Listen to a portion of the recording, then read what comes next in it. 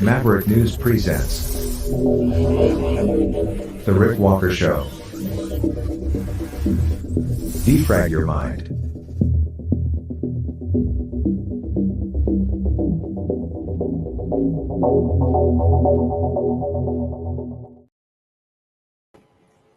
Good evening, everyone. Welcome back to the Maverick News channel. I'm Rick Walker, and I'm in a mood. What kind of a mood? Stick around. You're going to find out. When I get into a mood, things kind of get weird sometimes. So you've been warned.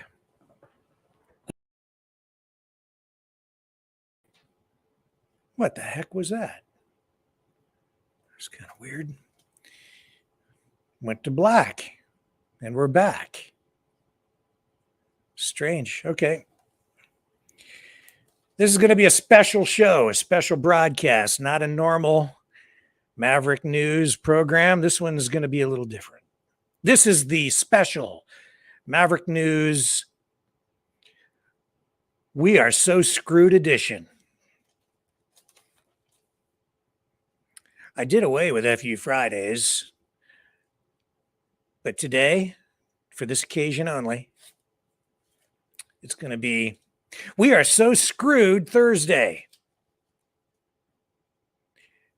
I have so much to talk about.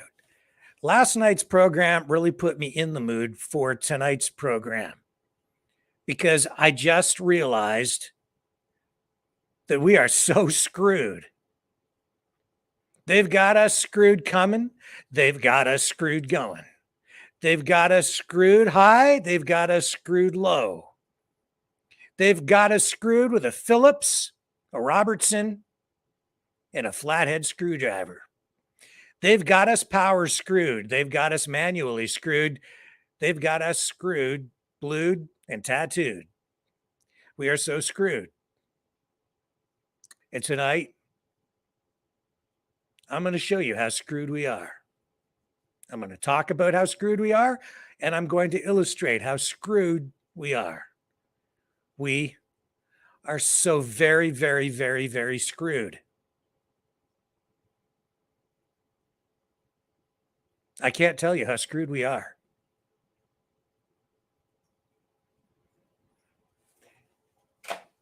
Yes, I can actually. And I'm going to tell everybody. I'm going to tell the world, because the world is watching tonight. I'm going to tell everyone how screwed we are. I'm going to tell you how Justin Trudeau is screwing us with his new national security. What is it? A task force, cabinet group, whatever the heck he's calling it.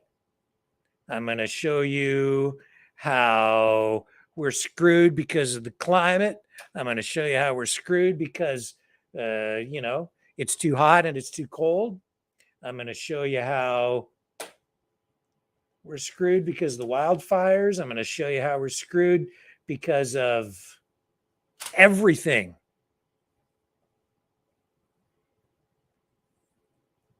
Everything. I'm going to show you how we're screwed if we go to the movies. I'm going to show you how we're screwed if we stay home. I'm going to show you. We're screwed. We're so screwed.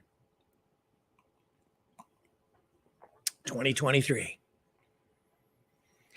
We are so screwed.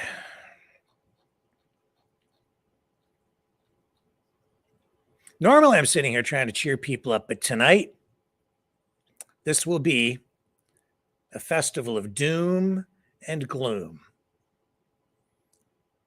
Because I've been shown the error of my ways and how wrong I am about so many things.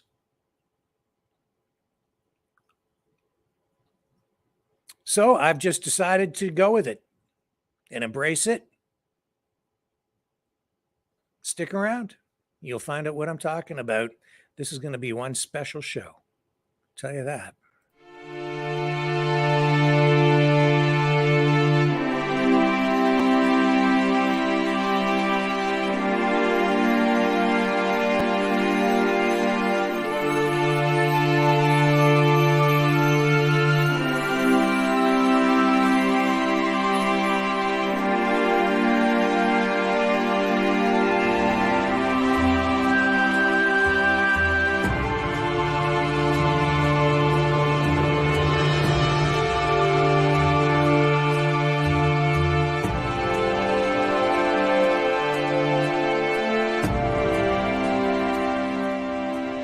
Maverick News.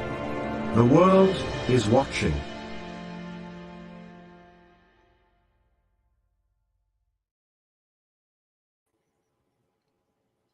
Okay, so first up, the reason we're screwed is because of this. This is the first reason, and there are many tonight. We are in absolutely new record territory. July could be the hottest month in, get this, 120,000 years. Climate change. We're so screwed. It's absolutely a new record, and July could go down as the hottest month in 120,000 years. What are we going to do? Oh my God.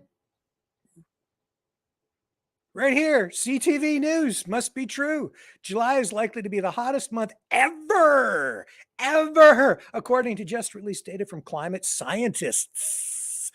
A group of experts from around the world gathered Wednesday in a media briefing to report new heat data for July that suggests the month will break a record. Another one. Is the hottest ever. According to Karsten Hausstein, a climate scientist at Leipzig University in Germany, projections show that July could be the hottest month on Earth ever.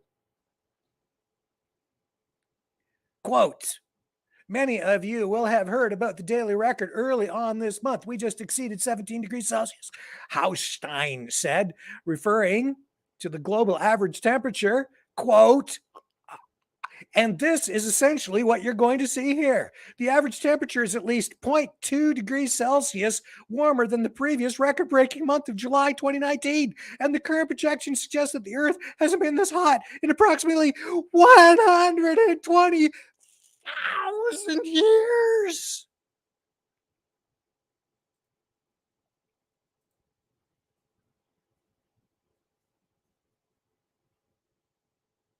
$120,000 years.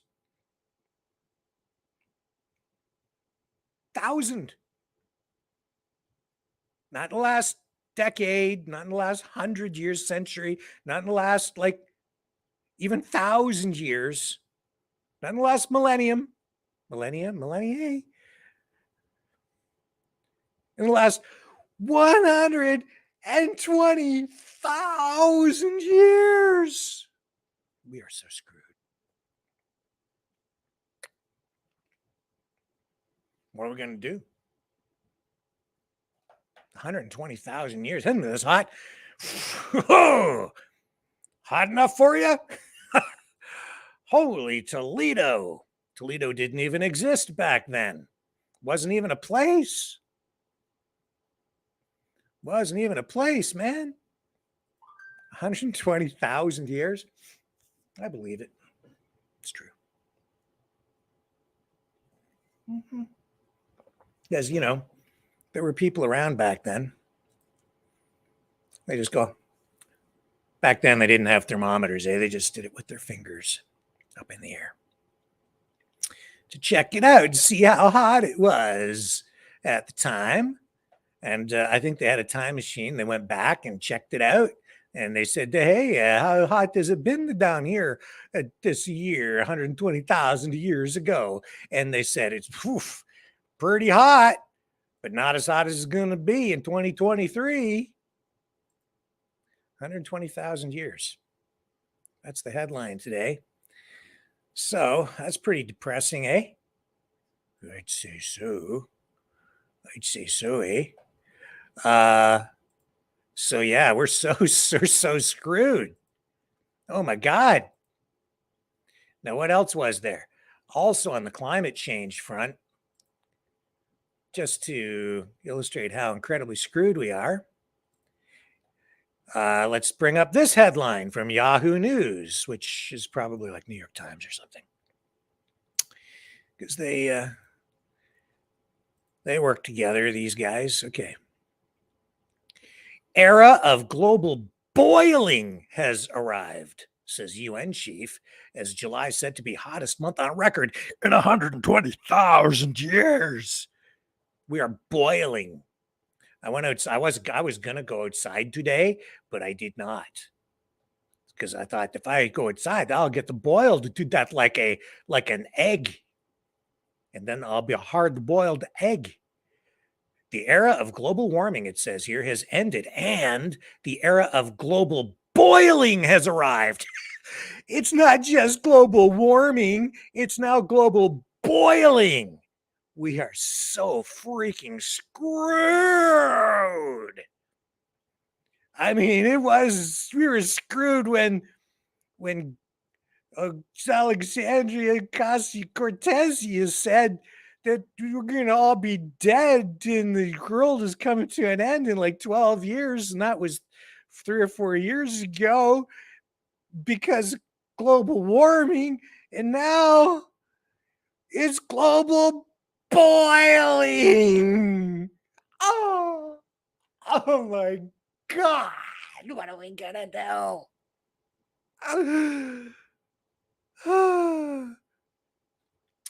Says here, quote, climate change is here. It is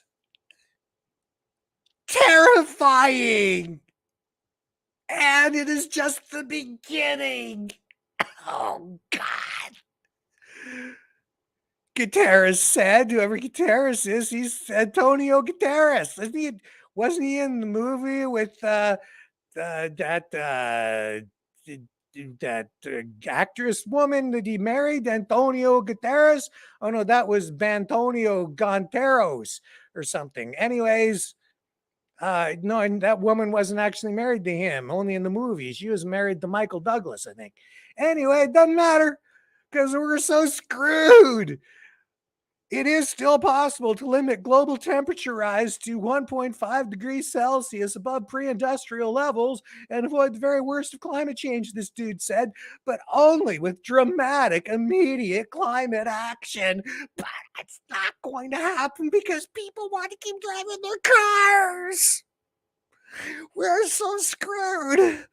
Guterres' comments came after scientists confirmed it on Thursday that the past 3 weeks have been the hottest since records began ever. And July is on track to be the hottest month ever recorded. We're so screwed. Global temperatures this month have shattered records. According to the World Meteorological Organization, the WMO, and the EU's Copernicus Earth Observation Program. Stoked by the burning of fossil fuels and spurring violent weather. We're doomed. The steady rise in global average temperatures, driven by pollution that traps sunlight and acts like a greenhouse around the Earth, has made weather extremes worse. So I have a great idea. Let's get Bill Gates, and he can fly an airplane around the world and spread aluminum oxide particles all over the atmosphere and block the sun, just like all the pollution is blocking the sun right now. And then he will try to save us, but make everything worse, and we'll die even faster. Humanity. Oh, this is a great quote. This is a really good one. Humanity is in the hot seat. Oh, I shouldn't laugh. It's so serious because we are so screwed. Guterres told a press conference on Thursday, for vast parts of North America, Asia, Africa, and Europe, it is a cruel summer. Cruel, cruel summer for the entire planet. It is a disaster. It's not a disaster film. It's disaster reality. And for scientists, it is unequivocal. The science is settled. Humans are to blame. It's us. We did it. We did it to ourselves. Now we are so screwed. We screwed ourselves. Okay.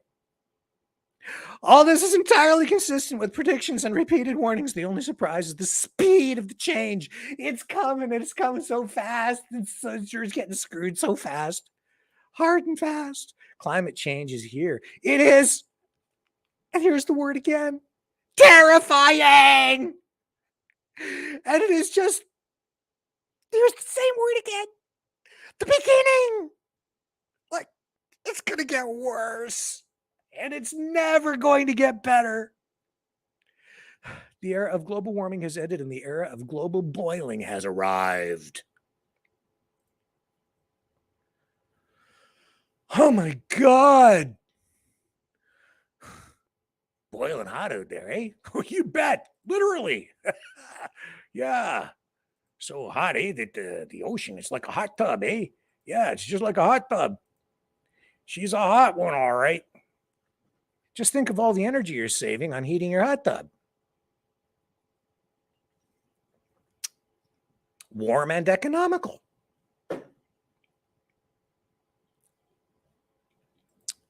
Think of all the fossil fuels we're going to save when we don't have to heat our houses here in Canada anymore in the winter. We won't need to use any fossil fuels to heat the houses because it's going to be so warm outside. It's going to be wonderful. Oh, I'm sorry. I'm being too optimistic again. Sorry. Oops. I was go back to the doom and the gloom.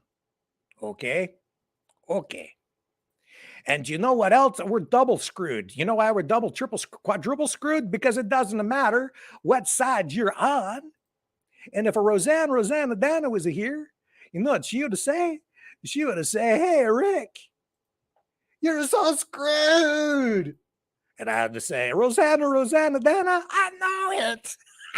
We're so screwed. We're so screwed together. We're all so screwed, and we're all in it together. So it's going to be okay. And do you know why we're so screwed? Because HARP, right? I know all you freedom fighters out there, you think that climate change, it ain't real. No, it's not real. It's not real. And I'm like, I've been sitting here, I've been saying, climate change, don't worry about it. They're exaggerating, mainstream media. That's what I've been saying. And then I was thinking, it's just exaggeration. Don't worry about it. And I thought, other people kind of on the conservative side were sort of with me. And then I found out last night, nope. That's actually what put me in the mood. See, because then the whole thing last night kind of turned to the chemtrails thing. And then I kind of like lost my mind. And I got upset with Steve, who's my friend. And I said, Steve, what are you thinking? And then we get into the whole discussion about, chemtrails. And so, I mean, it's not just the chemtrails, but a couple nights ago, it was about the whole HARP thing. And so, we always sit here and we say, it's all that climate change BS. They just want to tax us and lock us down using a climate change emergency. Because climate change is a hoax. That's what people say, right? But then the people who are saying that, they're saying it's not that the climate isn't changing. It's just that the climate, the government is doing it to us. So we're screwed no matter what. Because over here, the government's saying we're into the era of global boiling. And it's our fault for breathing and producing too much carbon dioxide. And over on the other side, I thought it was going to be like, don't worry about it. It's okay. But no, it's not okay. Because the government is doing it to us. So no matter what, we got climate change created by the government on this side. Construction work started in the mid-90s. Given the nature of the facility, there has been many claims by conspiracy theory groups claiming that HARP was designed to control the weather, weaponized to cause disruption and destruction to unaware targets. HARP has also been blamed for causing the 7-magnitude Haitian earthquake of 2010, which was reported to have killed more than 220,000 people. However, for the record, the Haitian quake was caused by slippage of a previously unmapped fault along the border of the Caribbean and the North American tectonic plates. Other natural disasters such as the 2011 earthquake and tsunami in Japan, the Moore, Oklahoma tornado of 2013, and a landslide in 2006 in the Philippines have all been reported as a result of HARP use. One of the most ludicrous conspiracy theories is that HARP was designed to control people's minds, along with altering the very fabric of reality. So what sparked all these conspiracy theories regarding HARP? Maybe it was the experiment scientists were performing back in March 2004. There it is, eh? Using a 1 megawatt generator, scientists sent radio pulses every 7.5 seconds towards the ionosphere from the HARP mega array of antennas, which covered acres of land. These radio waves travelled 30 miles up, hitting the ionosphere, which resulted in a modest neon light show visible from the ground. Natural aurora happens when electrons from a cloud of hot gas, known as plasma, rains down from space and excites the molecules in the ionosphere. However, HARP was able to create a similar experience by sending powerful radio waves from the ground. Maybe this is why conspiracy theories have their concerns and This have guy doesn't know created what he's these talking bizarre about. and ludicrous theories. However, as documented in the Feb 2005 edition of the journal Nature, this experiment was to improve understanding of the aurora and help explain how the ionosphere Funky lights, adversely eh? affects radio communications. After this I gotta get experiment me took some antennas place, like the that for my scientists were backyard. left with a tantalizing possibility that such radio-fueled emissions could one day form the basis of a technology So with which can that be thingy used there, for urban lighting they're and controlling even the celestial whole globes, advertising. all the So the weather. questions are, what is HARP? Why was it made? How does it work? And who owns HARP? The government, you Nimrod, and they're getting us with it because we are so.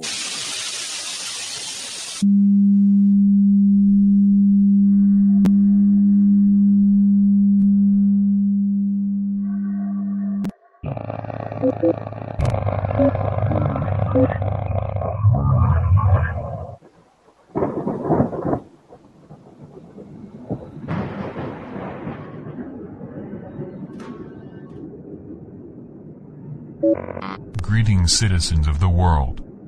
This channel has been selected and temporarily seized. We are anonymous. We have chosen Maverick to carry important messages forward. There is a storm coming. East meets west. Save yourselves. Save the children. Prepare. Save the children. Your rights are at stake.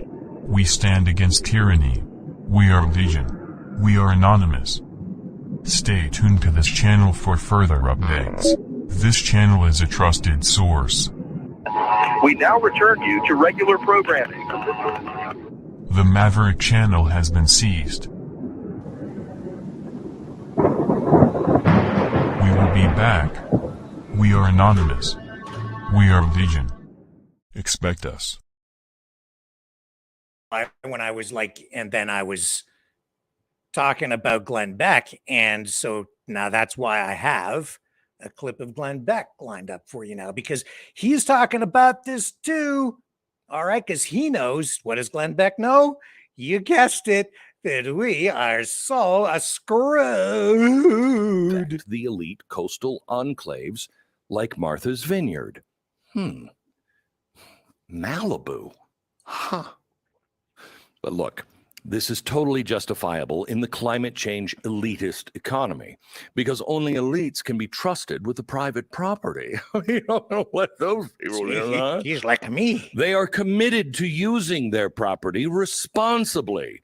And as for the rest of you rubes, well, get ready to sacrifice, what you own for the greater good. Now, that's not hyperbole. That's an idea from a guy you probably have never heard of, the guy who's the CEO of J.P. Morgan Chase, Jamie Dimon. What was he saying? In his annual letter to shareholders earlier this year, he said that governments, corporations, and NGOs may need to use eminent domain to get the climate initiatives done that are necessary to save the planet. Hey, you, Rube, off your land. Oh, this is going to be great. So, reducing the population. But did I say that out loud? Seizing private property. Oh, no, said out loud.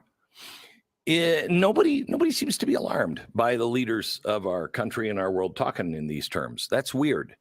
No one on the left? No. In fact, that kind of fascistic talk fits right in with their other bizarre claims in the name of climate change. It makes it impossible to believe anything they say about the science. For example, did you know that tax season is getting longer because of climate change? Double screwed. Or how about underground climate change? Underscrewed. You thought above ground climate change was bad? Oh, now we're being squeezed by both sides. It's crazy. They also say climate change is causing the rise in childhood obesity. I think it's probably... Yeah, it's climate change that is making people fat. He's a pretty Also, slim one. did you Glenn know is. that climate change is You oughta also know. inherently racist? Well, how do we know that? Science, man. Experts. The NASA scientists, the rocket scientists, We're so they tell us that screwed. climate change is linked directly to white supremacy. Now, I don't know how exactly. I Intergalactic can't explain it, screwed. but I'm not a scientist, although I am a doctor. So, how did we get to this point of insanity? Well, let's take a trip down climate memory lane next. Okay. So it's enough of that because now we know that Glenn Beck agrees. Like 4 out of 5 dentists agree that we're so screwed. We are. And do you know why else we are so screwed? Because of the chemtrails. The chemtrails. Okay, so you convinced me, okay, last night that the chemtrails, they're real, and the contrails, they're not real. Chemtrails real, contrails not real. Contrails, conspiracy theory. Okay? Contrails, conspiracy theory. Chemtrails, real. Chemtrails killing us and changing the climate and used for mind control. Contrails, not real. And here's a NASA lying to us about chemtrails. The scientists. Here we go.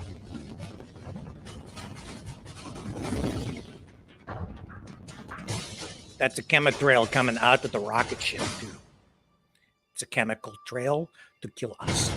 Hey, and control welcome our to minds. NASA Launchpad. I'm your host, Vince Whitfield. Liar. Clear skies, Big fat cloudy liar. skies, contrail skies. Liar, People liar, talk about rocket the ship weather on and even the fire. clouds all of the time, but you don't often hear them mention contrails.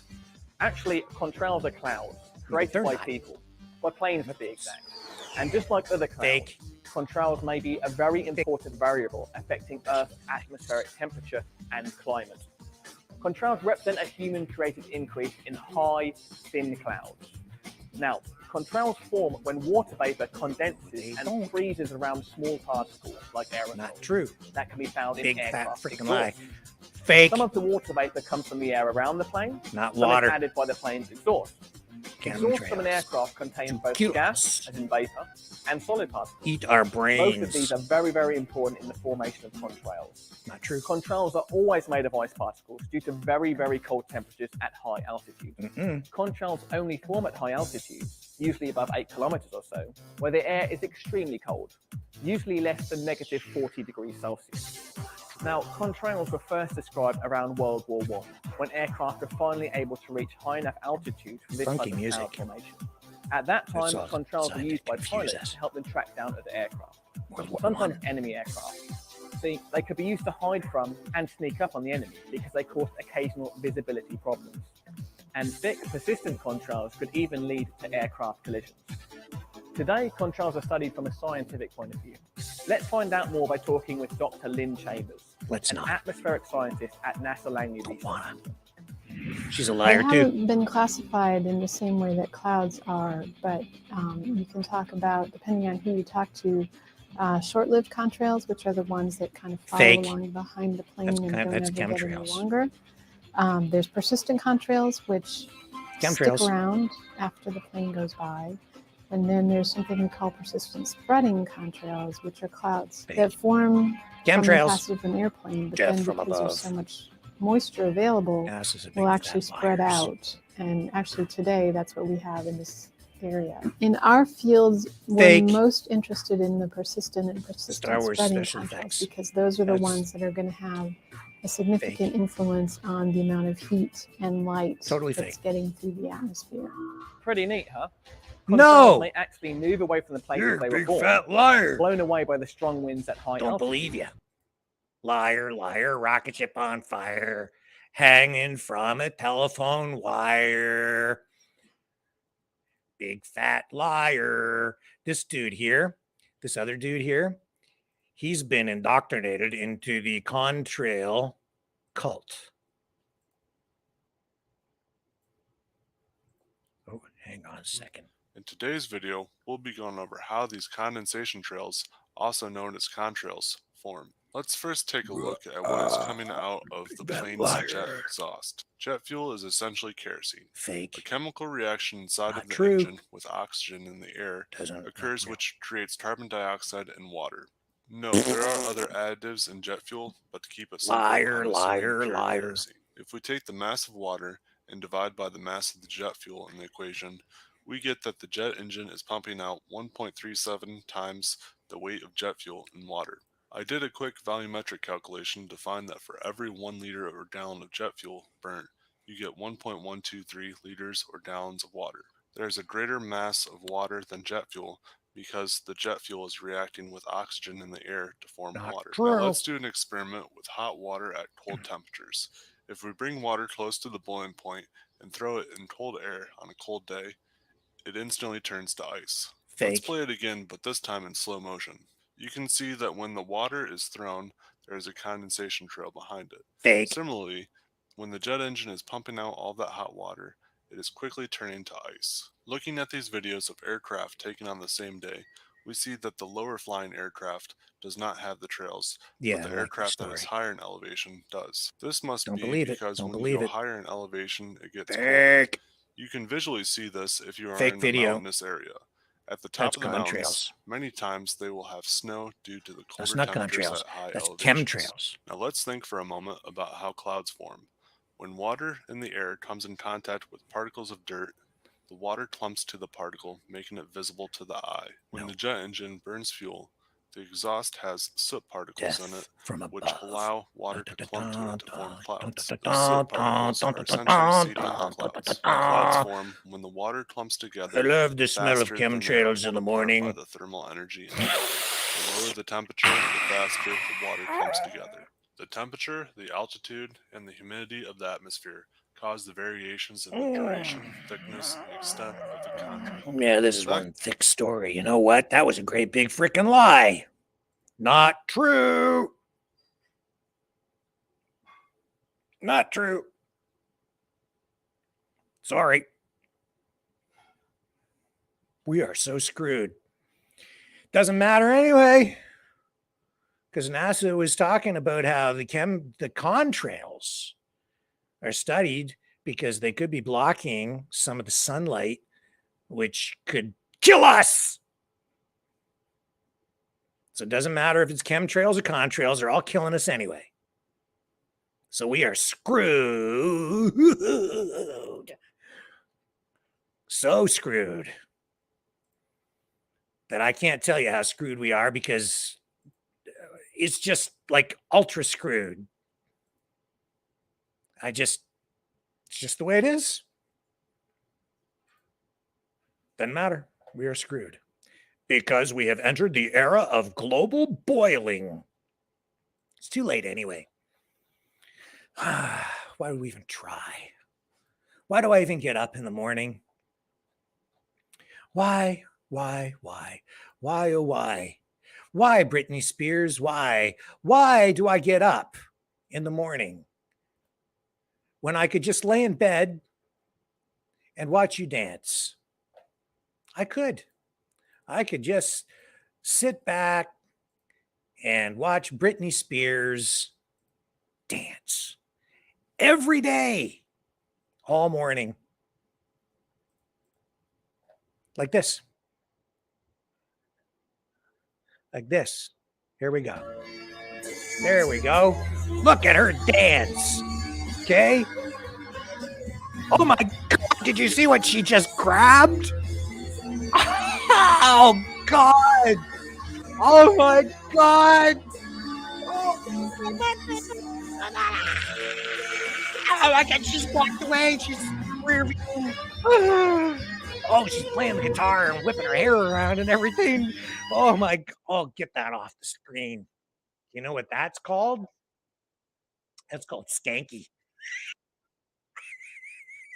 Jesus. I just don't know. Do you know why she's dressed like that? Because it's freaking hot outside, man. It was hot inside too. She's hot.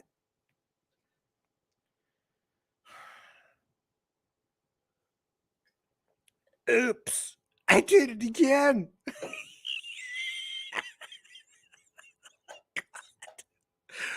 Oh, God. Oh, God. We're so screwed. Like, that passes for entertainment. That's the free stuff, though. That's what she gives away. I can you imagine what she charges for?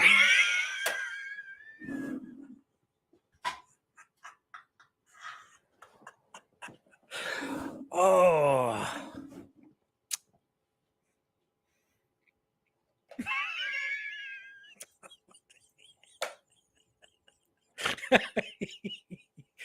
I'm sorry, Brittany. I'm sorry. My blood runs cold. My memory has just been sold. My angel is centerfold. My angel is centerfold.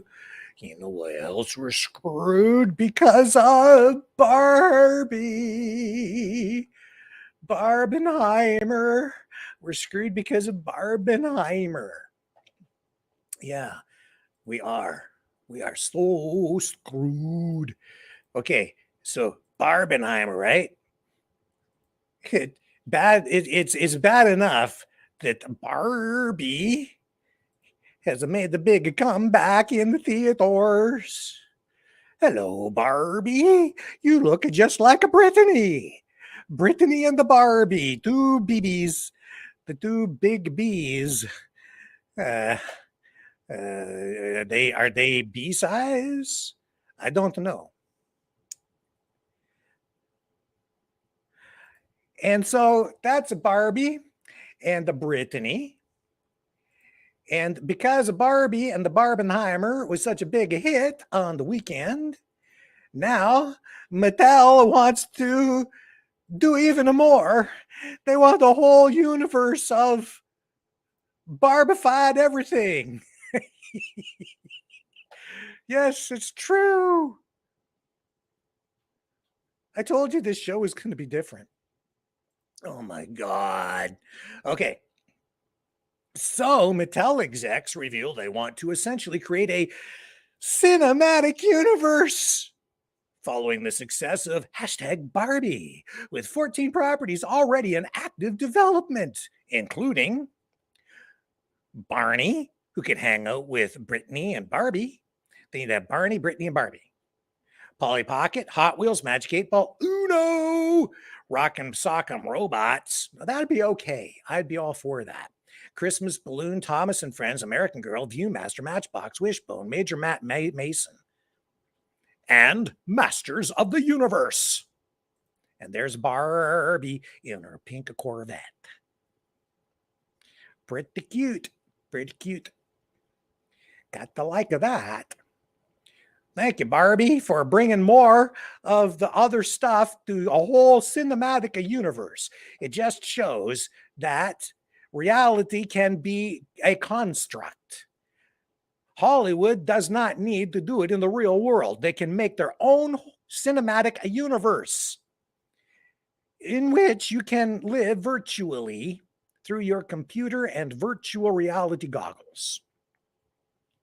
It's going to be okay. And then when you become a humanoid, transhuman-ish person, then you can go and live with the Barbie in the cinematic Barbie universe with Brittany, Barbie, and the Barney.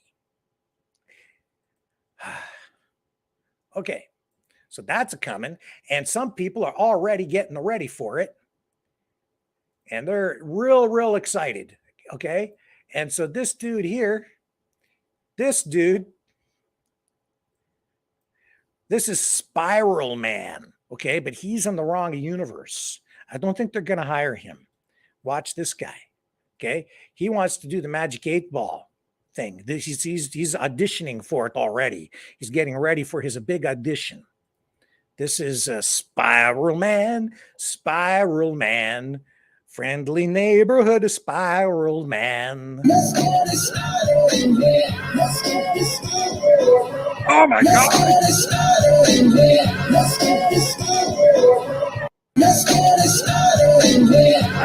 Man. Spiral Man. He's head over heels for Barbie, Brittany, and Barney. And he wants in a big way. He's willing to bend over backwards for the part. Spiral Man. But it's got to be a crossover universe now. Can you do that? That's sort of like creating multi-dimensional transwarp comic universe transitional transwarped speed transporterishness from one weird universe to another. Pretty soon, Spiral Man will be pinkified.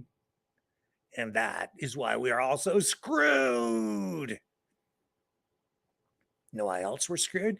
Because Hillary Clinton is a robot. Evidence shows. It so shows on the Ideally Weireldy channel. I found this as I was looking for all the things that are, screwing us over. Check it out, man. Check this out. This is why we are so screwed, because Hillary Clinton is a robot. After analyzing thousands of bits of information, after talking to quite some important witnesses, and after receiving a personal message from God, we found out the shocking truth. Hillary is a robot. Oh! September 5th, 2015. While speeching, something suggests for the first time that Hillary may not be human. I've got an infrastructure plan to create millions of jobs, fixing our roads, our bridges, our tunnels, airports, our water systems, our sewer systems. An innocent stutter, COVID in the water and the according to sewage. Clinton, but many important computer scientists recognize this stutter Tunnels. as a common bug in the speech program SoundBot 3000.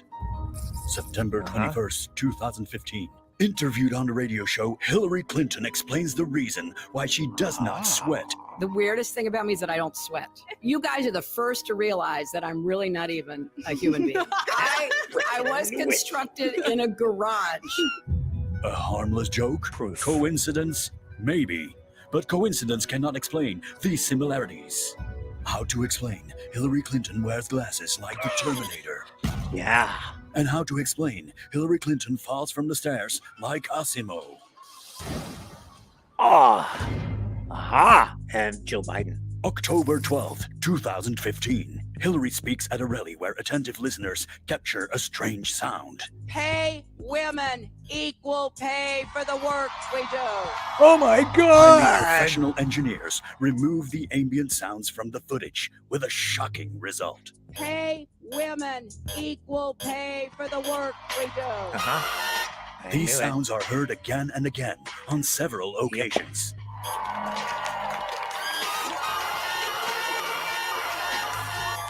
See? Animatronic. Transhuman all the way, baby. Clinton claims these sounds are added by sound engineers, but we spoke to one and he completely destroys this theory. No. I'm telling you the truth. I did not put sound effects on that woman. August 14th, 2016. During an interview, the internal processing system of Hillary Clinton short circuits.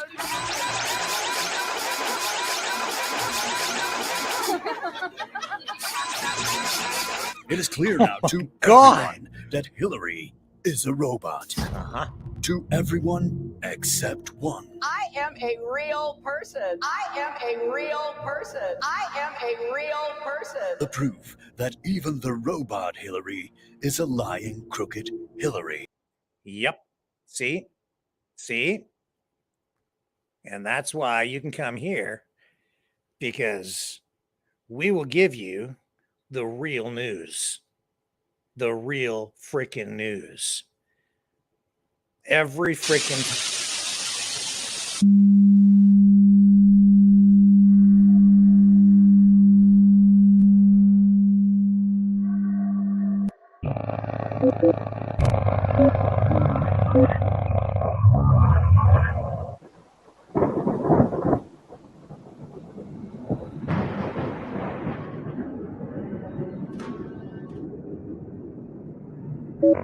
Greetings, citizens of the world.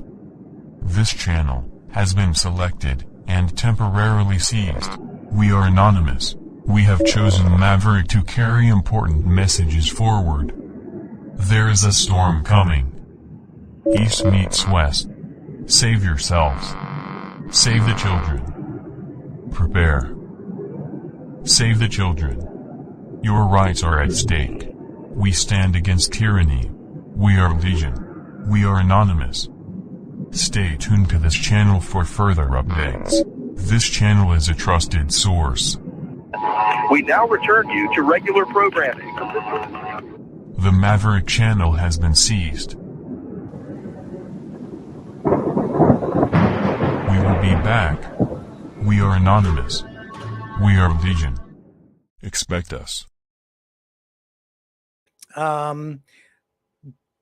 And that also plays into the whole thing with these wildfires, which everybody's talking about the wildfires in Canada, right? But where we're all real screwed, and not only the Canadians are screwed, all the Americans are screwed too, because you're getting all of the smoke from the Canadian wildfires, but they're everywhere. They're not just in Canada. They are all over the world. In fact, here's I wanted to show you this footage of a plane crashing to show you why we are so screwed. So, where'd you go, plane? Hang on, I've got it here.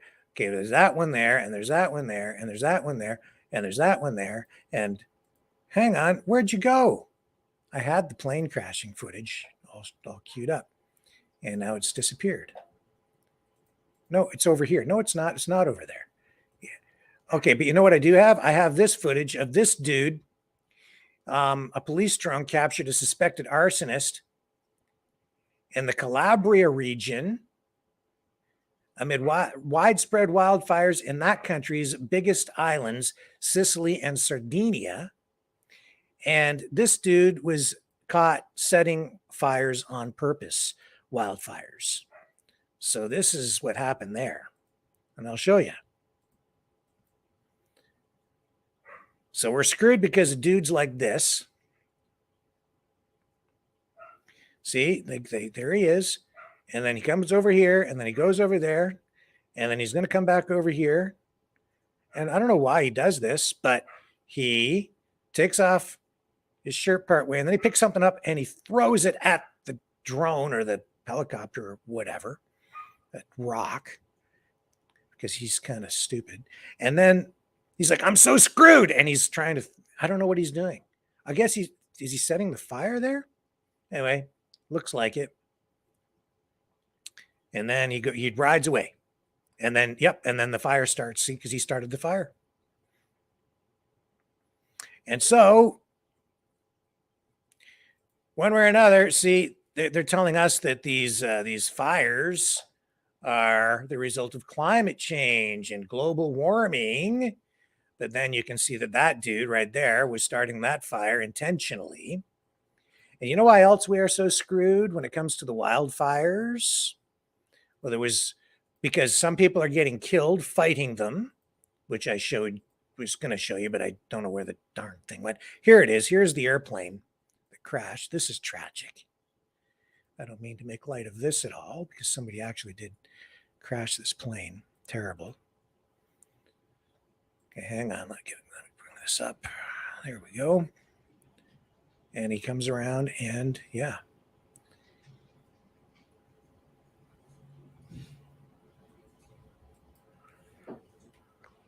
Yep.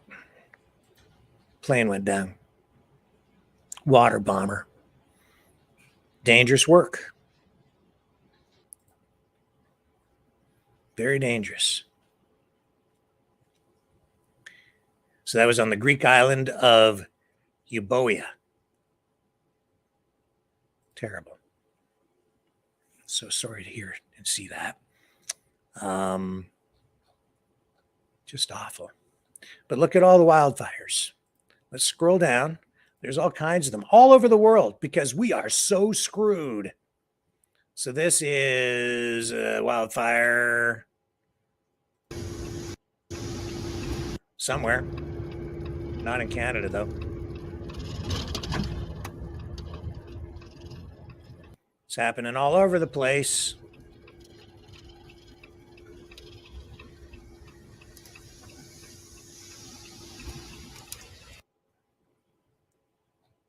All kinds of wildfire stuff. And here's wildfire on the coastal areas of Croatia. People were evacuated from that area. See how screwed we are? And what's going on? These people are like lounging in their pool with the lights on for an evening dip while the world burns.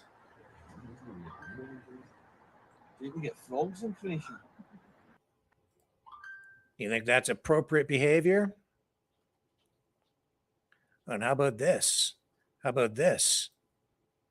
Oops. Here's more wildfire footage. This is in Colorado. Wildfire in Colorado. Because we are so screwed. Look at that one. That's huge. It's terrible. And there's a map with a bunch of clouds and stuff on it to show you how screwed we are. And here's Antonella Guerrera reporting from Catania, Sicily. Wildfires everywhere. There. Temperatures higher than 45 degrees. Air not breathable. No water or electricity in the last few days. And this is a G7 country. And you know what's going on there? They are screwed.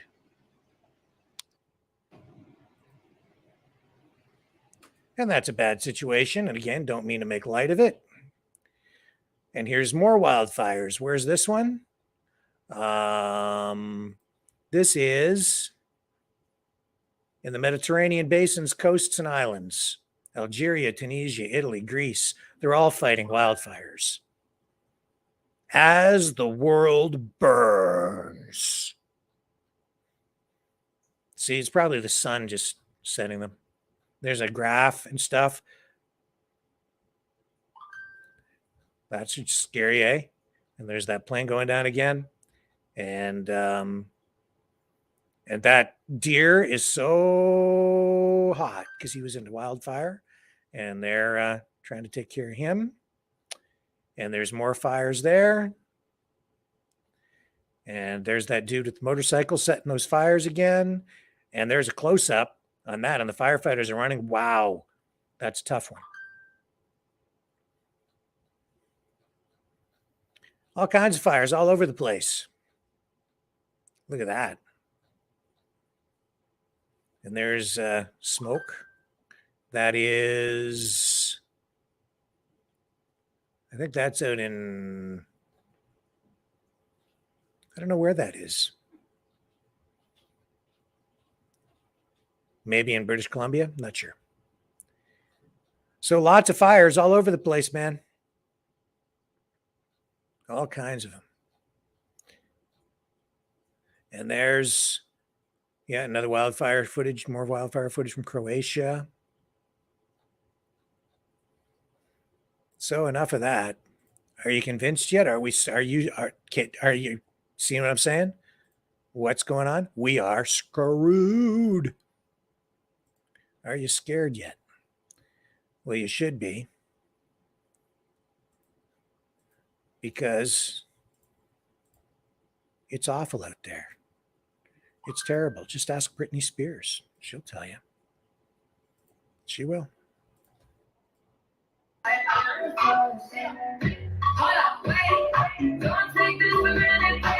Oh no.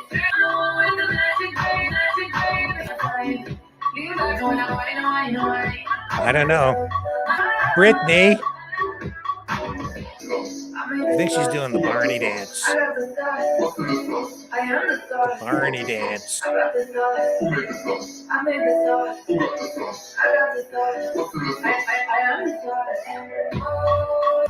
I think maybe she's a robot. Oh my God. Okay, enough of that. Enough of that. Enough of Brittany. Skanky. I'll tell you that. I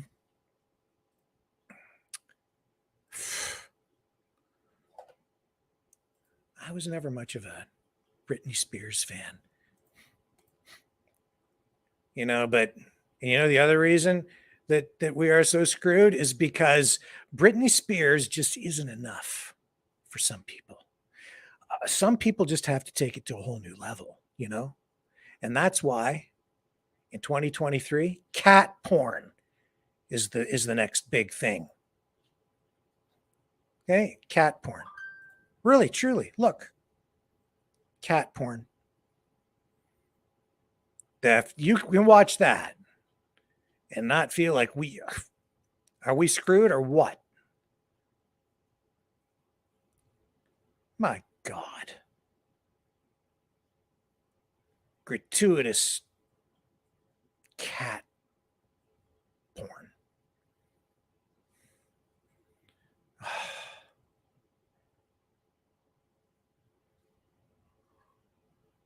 Oh, stop it. You get a room. Oh, they're in a room.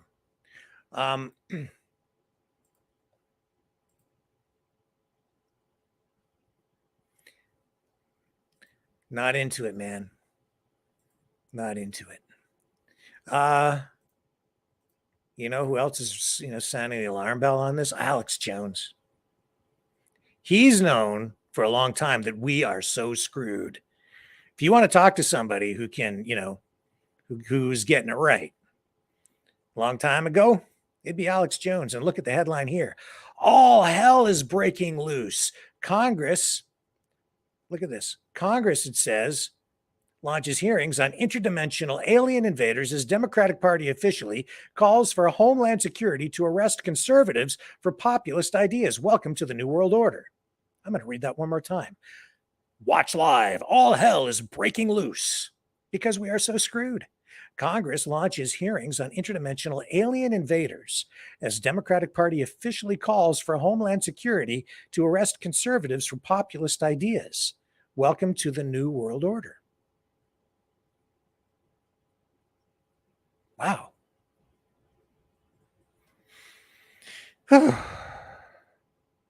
We are so screwed, especially if you're conservative.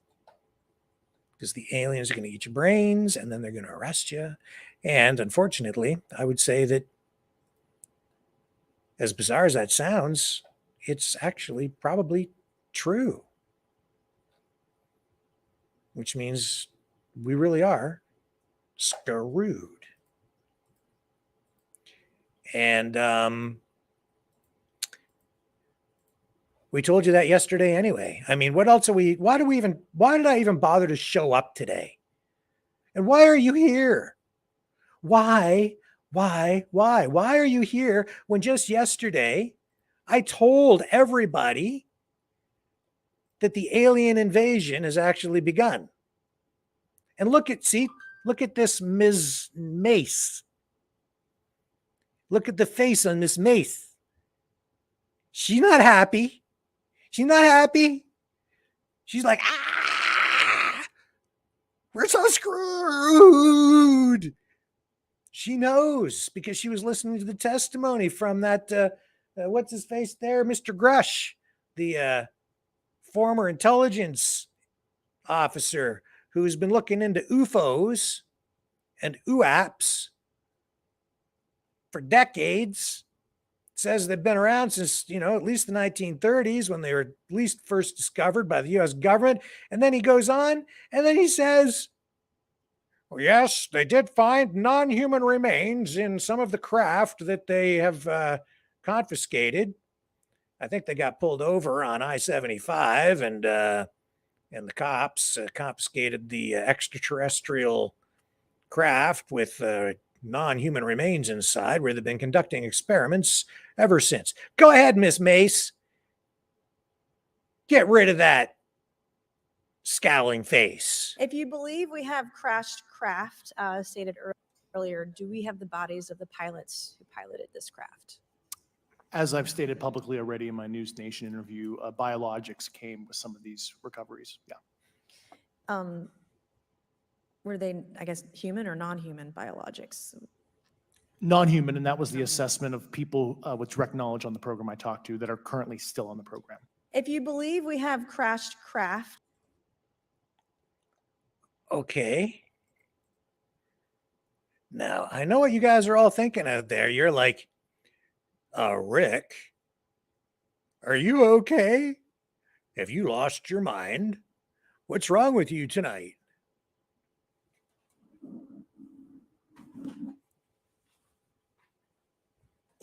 What have I shown you so far? What did I show you? Alien dudes that are dead in spacecraft recovered by the U.S. government, non-human, and there's a dude testifying before Congress telling us, and he's supposed to be an intelligence agent, and he was there with two other military guys who were telling us stories about UFOs. They're telling us that we are not alone in the universe, essentially, or that there's some other non-human intelligent life force on our planet that has superior technology that is basically so superior that anything that we have is like Stone Age in terms of military power compared to them, which means they could like off us like that if they wanted to. And while all that's going on, you've got the United States and NATO and Ukraine and Russia and nuclear bombs and everything. And for what?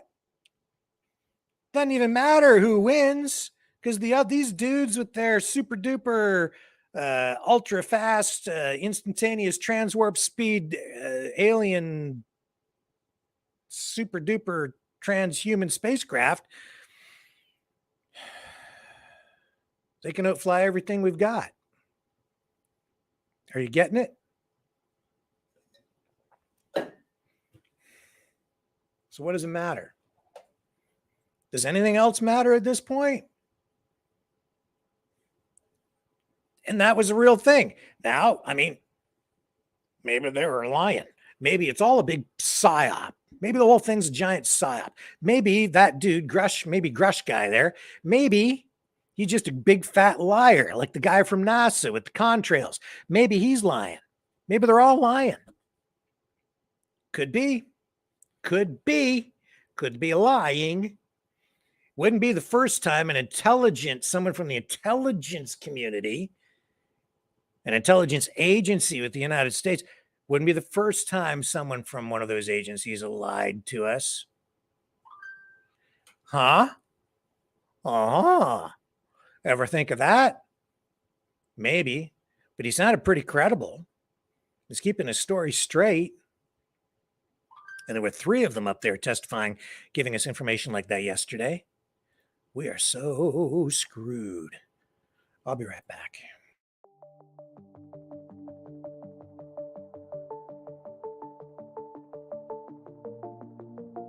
Greetings, brave Mavericks.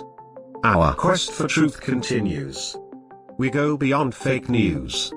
Together we expose propaganda. Together we pull others out of rabbit holes. We are maverick thinkers. We are all unique individuals, defenders of individual rights and freedoms, credible, trusted, grounded in reality. Maverick News, defending free speech, Donate at freedomreporters.com. Do it now. Tomorrow Maybe too late. Too late. Too late. Too late. Maverick News. The world is watching.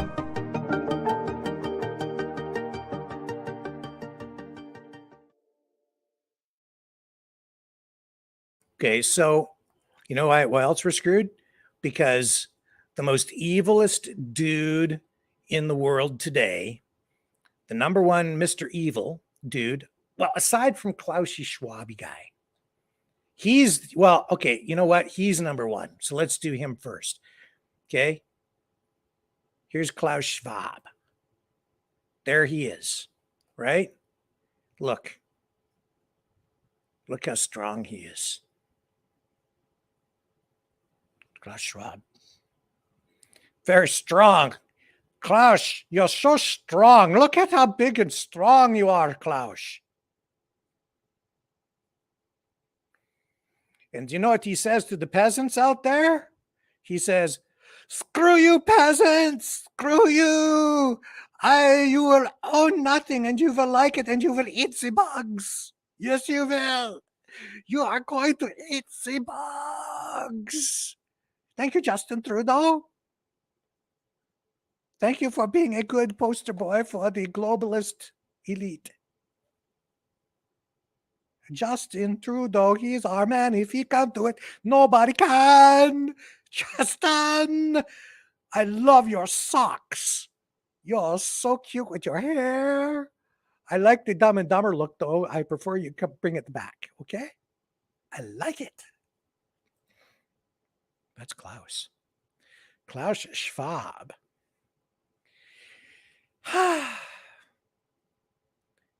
He's a Klingon, you know, alien. See? He's got the uniform. He commands a Klingon warship. Where do you think he came from? One of those aircraft that the Pentagon took down. Klingons. They're among us. Proof. You want to know where the intelligent alien life form is? I just gave it to you. Proof positive right there. Real news. Klaus Schwab.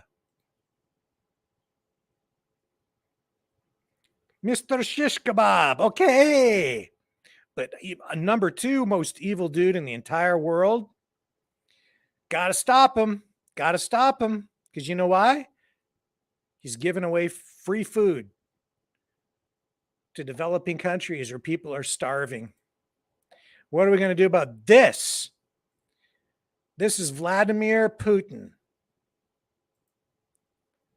Yeah, listen to what this tyrant is doing. In the next 3 to 4 months, this subtitle says, we will be ready to provide Burkina Faso, Zimbabwe, Mali, Somalia, and the Central African Republic of Eritrea.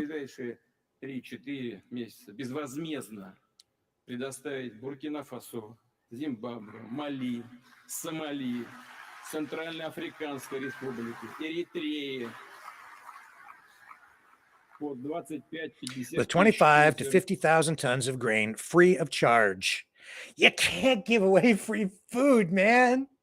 If you do that, it'll upset the whole balance of all the profit taking in the things and stuff. You can't do that. That's not corporatism. We'll also provide free delivery of these products to consumers. Oh, we're so screwed.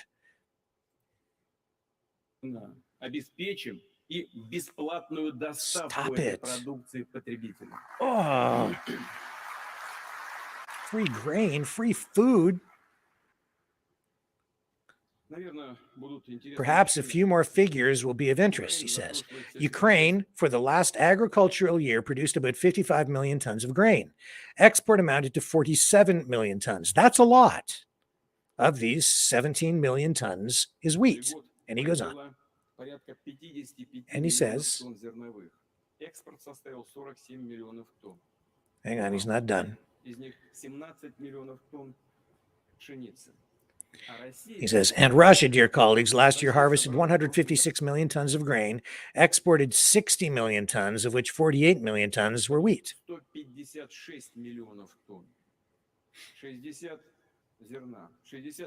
See, because they that whole deal they had to get the food out of port and export it, like with Ukraine, like that all fell apart, right? Because of all the fighting and the stupid Ukrainians and the bombing of the stupid bridge and blah blah blah. So that's all done. And the share of Russia in the world, he says, wheat market is 20%. Ukraine is less than 5%.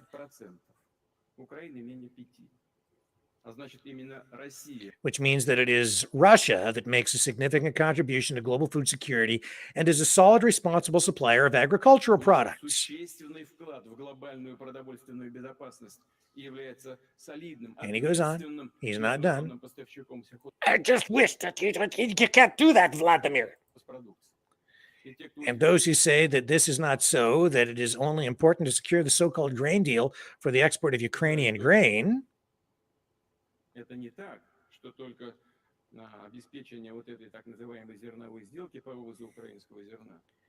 are simply distorting the facts, telling lies.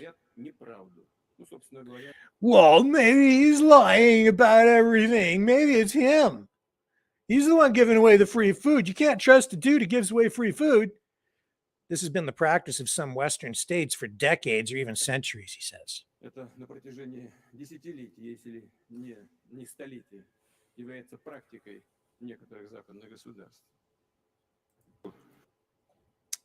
Yeah.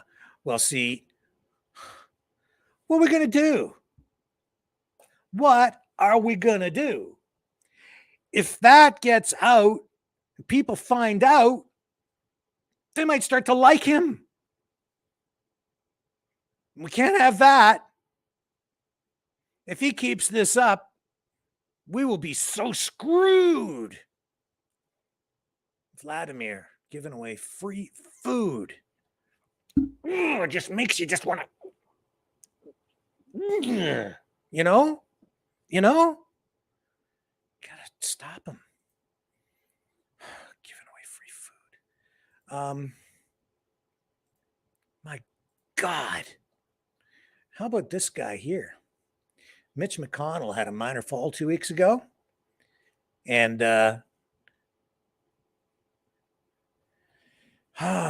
what can I tell you? He's the Senate minority leader. And he's got some health issues.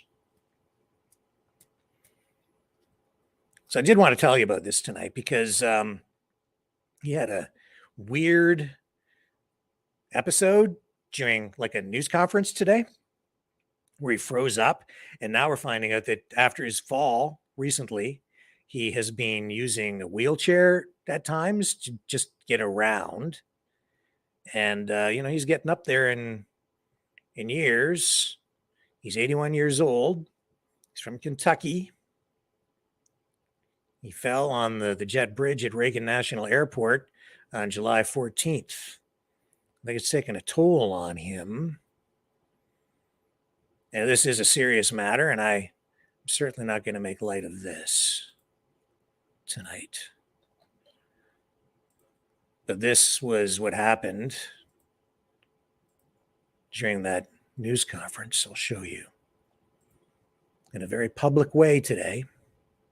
Or I guess, yesterday. Here we go. This is what happened. Arson cooperation and a string of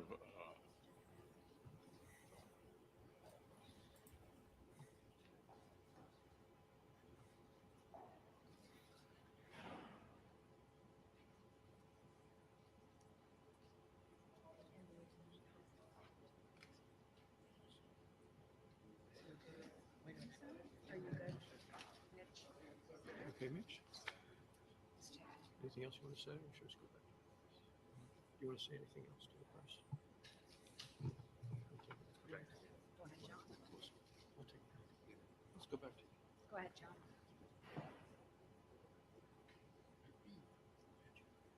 of arson cooperation.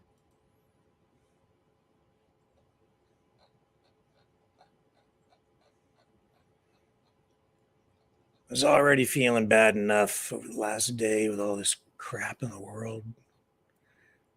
That didn't make me feel any better either.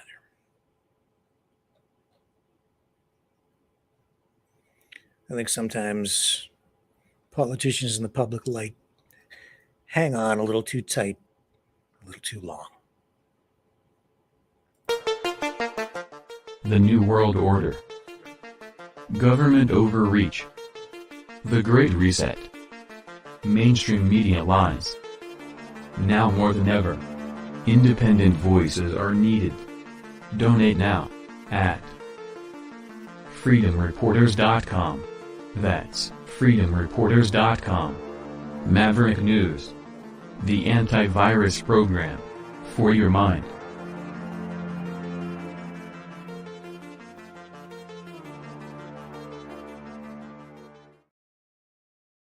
So, going to get back to the wildfires for just a moment. But of course, if you would like to support the channel, you can do that by donating at freedomreporters.com. That's freedomreporters.com. Or also at maverickdonations.com. freedomreporters.com, or you can also donate at maverickdonations.com. Although after tonight's performance, you may never want to watch this channel again. And I would understand why. But that's okay. That's not a problem.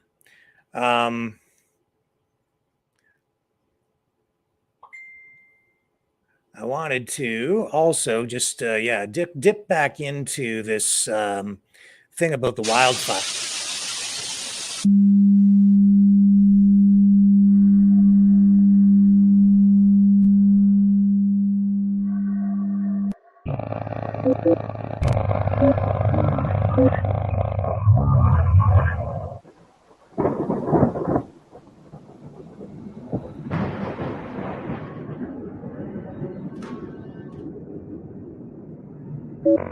Greetings, citizens of the world. This channel has been selected and temporarily seized. We are anonymous. We have chosen Maverick to carry important messages forward. There is a storm coming. East meets west. Save yourselves. Save the children. Prepare. Save the children. Your rights are at stake. We stand against tyranny. We are Legion. We are anonymous. Stay tuned to this channel for further updates. This channel is a trusted source. We now return you to regular programming. The Maverick channel has been seized. We will be back. We are anonymous. We are Legion. Expect us. Pyroterrorism is basically how it's described, right? But I don't think the government is paying enough attention to this. So we showed you that video just a little while ago of that guy intentionally setting the fire. That's arson. Now, for decades,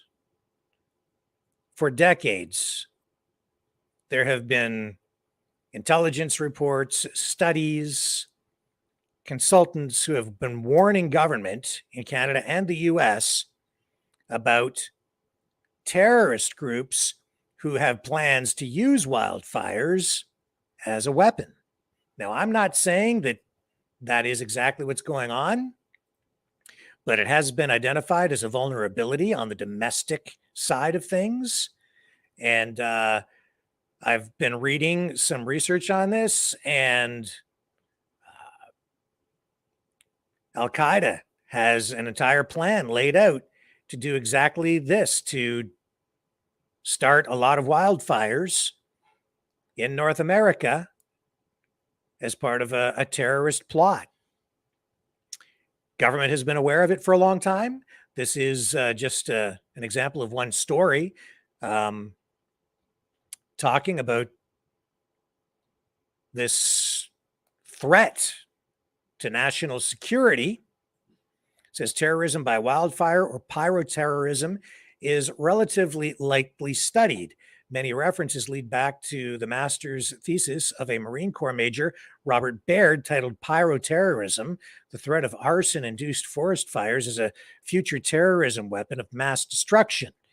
In it, Baird assesses the prospects of terrorists unleashing latent energy in the nation's forests to achieve the effect of a weapon of mass destruction. Pyroterrorism is different from arson. It has a political and psychological effect, the thesis explains. The textbook definition of terrorism is a violent act with 4 characteristics. It is politically motivated, perpetrated by an organization, targets non-combatants, and has a psychological impact. Our fear of pyroterrorism, effectively to the point of verbal paralysis, is understandable, and, it says here, it's not new. In theory, multiple fires could be planned and executed to create a disaster equal to a multi-megaton nuclear weapon, delivering similar results with much less effort and risk. Baird's thesis recalls the panic caused by fire balloons during World War II. Japan launched 9,000 hydrogen balloons with timed explosive devices intended to ride the jet stream across the Pacific Ocean. Only about 300 reached the United States mainland, but they had an outsized psychological effect, causing a diversion of resources. Things could have been worse, Baird notes, if the fire balloon attack had occurred during the summer fire season in California, and especially during the Santa Ana winds. The result would have been a significantly greater level of physical destruction. So obviously you're getting the picture here. The problem is government has not taken this stuff seriously. They've been warned about it for decades. There was a serious push back around 2016 to raise awareness of this potential threat to national security. Government officials on both sides of the border alerted to some degree, and yet really it has not been taken seriously. And beyond that, governments have not addressed the issue of proper forest management because it costs money to do that. And so politicians tend to push it to the side because it isn't something that is top of mind for people, clearing brush. They also buy into a lot of the, I would say, incorrect, misguided climate change, neoliberal, woke ideology as it relates to ecology, and they just want to leave it all alone when you need to be clearing out fallen branches, brush, material from forested areas in some places where it can act as sort of kindling and get fires started. If you manage forests in a responsible way, you can actually end up doing a lot of good for the environment and preserving and protecting forests, because you get rid of a lot of that dead crap. And some of that means controlled burns, actually, to burn off loose brush, fallen branches, grassy areas that can serve to ignite forest fires. Keep it under control. Those guys know what they're doing, but government officials have not been giving enough budget for that kind of stuff, nor have they been paying enough attention to the cyber terrorism end of things, in my view. And they could be doing that with satellite imagery, monitoring, and drones, patrols. There's a lot that could be done. And I'm not an expert, but I have been reading about it. And again, like, it's not so much that I'm sitting here trying to alarm people, even though we are completely freaking screwed. It's more about trying to get people to do the responsible thing, who are people who are in charge, people in positions of power, being, an ounce of prevention is worth a pound of cure, right? But they won't. And when the fires are out and the media stops reporting on it and the fire season is past, people will forget about it Their memories are short. But it is actually a security issue that I think the time has come to take it seriously, because we really don't know how a lot of these fires started, most of them, I would say. And we know that about 50 to 60% of them every year are started by people, accidentally or through arson. And that's statistically provable. And they have the data on that. And I've shown you that data. So we know that to be true. Now, other people freaking out at the beginning of this thing, the government's doing it. Well, I want proof either way. I'm more inclined to go with this stuff and be concerned about that. It makes no sense for the government to be setting it on fire themselves. Climate activists, yeah. Climate activists with ties to government, possibly. There are a lot of different people who might have different motivations for doing this stuff. And, it comes down to issues of security. And that is what Justin Trudeau is worried about tonight, too.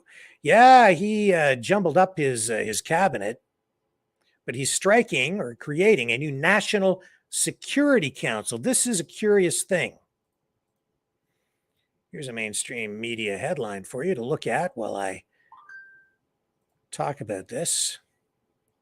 Striking a new National Security Council.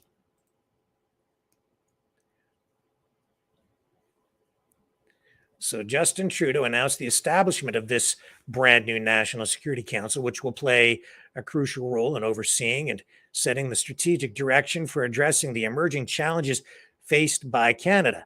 In response to questions about this and his new cabinet, and this is a cabinet-level council, his office revealed that changes to the current cabinet committees are on the horizon. Alongside these changes, the National Security Council will be formed and its membership will be announced in the coming weeks. So Trudeau's press secretary described this council as a fresh platform for ministers to discuss and address pressing issues concerning both Canada's domestic and international security. The decision to create the National Security Council comes after months of scrutiny on the federal government's handling of foreign interference allegations and concerns about the country's security and intelligence capabilities in the face of emerging threats. And I have a thought about all of this.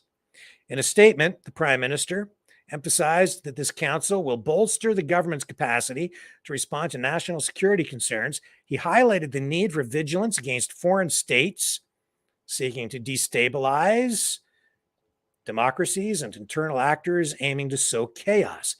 Take note of that. Internal actors aiming to sow chaos. Think domestic terrorists. This new council will complement the National Security and Intelligence Committee of Parliamentarians, established in 2017 to provide parliamentary oversight of national security agencies. However, the NSICOP's latest annual report raised concerns about difficulties in accessing information from various government departments. So I'm going to cut to the chase here, okay? The government's facing some challenges. And this is a reflection on what's going on in the United States as well. Trudeau's afraid. He thinks he's screwed. We're screwed because he's there and he's screwing everybody, but he thinks he's screwed because he's afraid of people who want to screw him. So who wants to screw him? Well, some other countries, China, they don't necessarily want to screw him. They want to control him. Either way, we're screwed. If foreign countries are getting in here, foreign governments, and influencing or controlling politicians or influencing our electoral process, our democracy, right? And so we've got these Chinese police stations, we've got evidence, hard evidence, and admissions of, acknowledgements from investigators and government officials of Chinese money flowing into campaign coffers for various politicians. So that's all been going on. It's been going on for a long time, not to mention the money from Chinese government-controlled corporations and also the government itself, I think, to some degree, but certainly arm's length business people from China who have been pumping money, by the millions of dollars into academic institutions, many of our institutions. But it isn't just that. This is the unspoken part. I think Justin Trudeau is afraid of you. I think Justin Trudeau is also afraid of people like Gordon, the angry Scotian. I think Justin Trudeau is afraid of truckers. I think Justin Trudeau thinks he is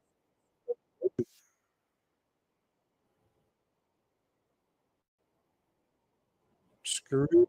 That's what he thinks. I think he's afraid of people like Gordon, right here, the angry Scotian, who, as you all know, and he's been talking about this online and social media, and we've been talking about this as well, Gordon is part of an effort to get a new convoy going. And he's been talking about it online. This is his most recent online posting. And listen to what he's saying. And I think this is what Justin Trudeau is afraid of. I think this is one of the reasons this National Security Council is being formed. Okay? Here's Gordon. In fact, all the governments around the world are the same. Look up the flags. Look at the flag laws. There's only two uncontracted all governments flags, are illegitimate. countries that exist are the Vatican and Switzerland. Those are square flags. Most are aware about the Vatican, but a lot of people weren't probably aware about Switzerland. However, if you consider that the WEF and the WHO host their meetings in Switzerland, interesting, there is no coincidences. CERN is also in Switzerland, no coincidences. A rectangular flag is a contract flag, meaning that you are under contract to somebody else. Those two countries don't have any contracts with nobody. And also, the Swiss is basically the bodyguard for the Vatican. So, I mean, this stuff is all out there for everybody to fucking learn. If you just open your eyes, man, it's simple. Open your eyes, the truth is there. We are on the verge of the most transformative time in history, and we can and are doing this peacefully.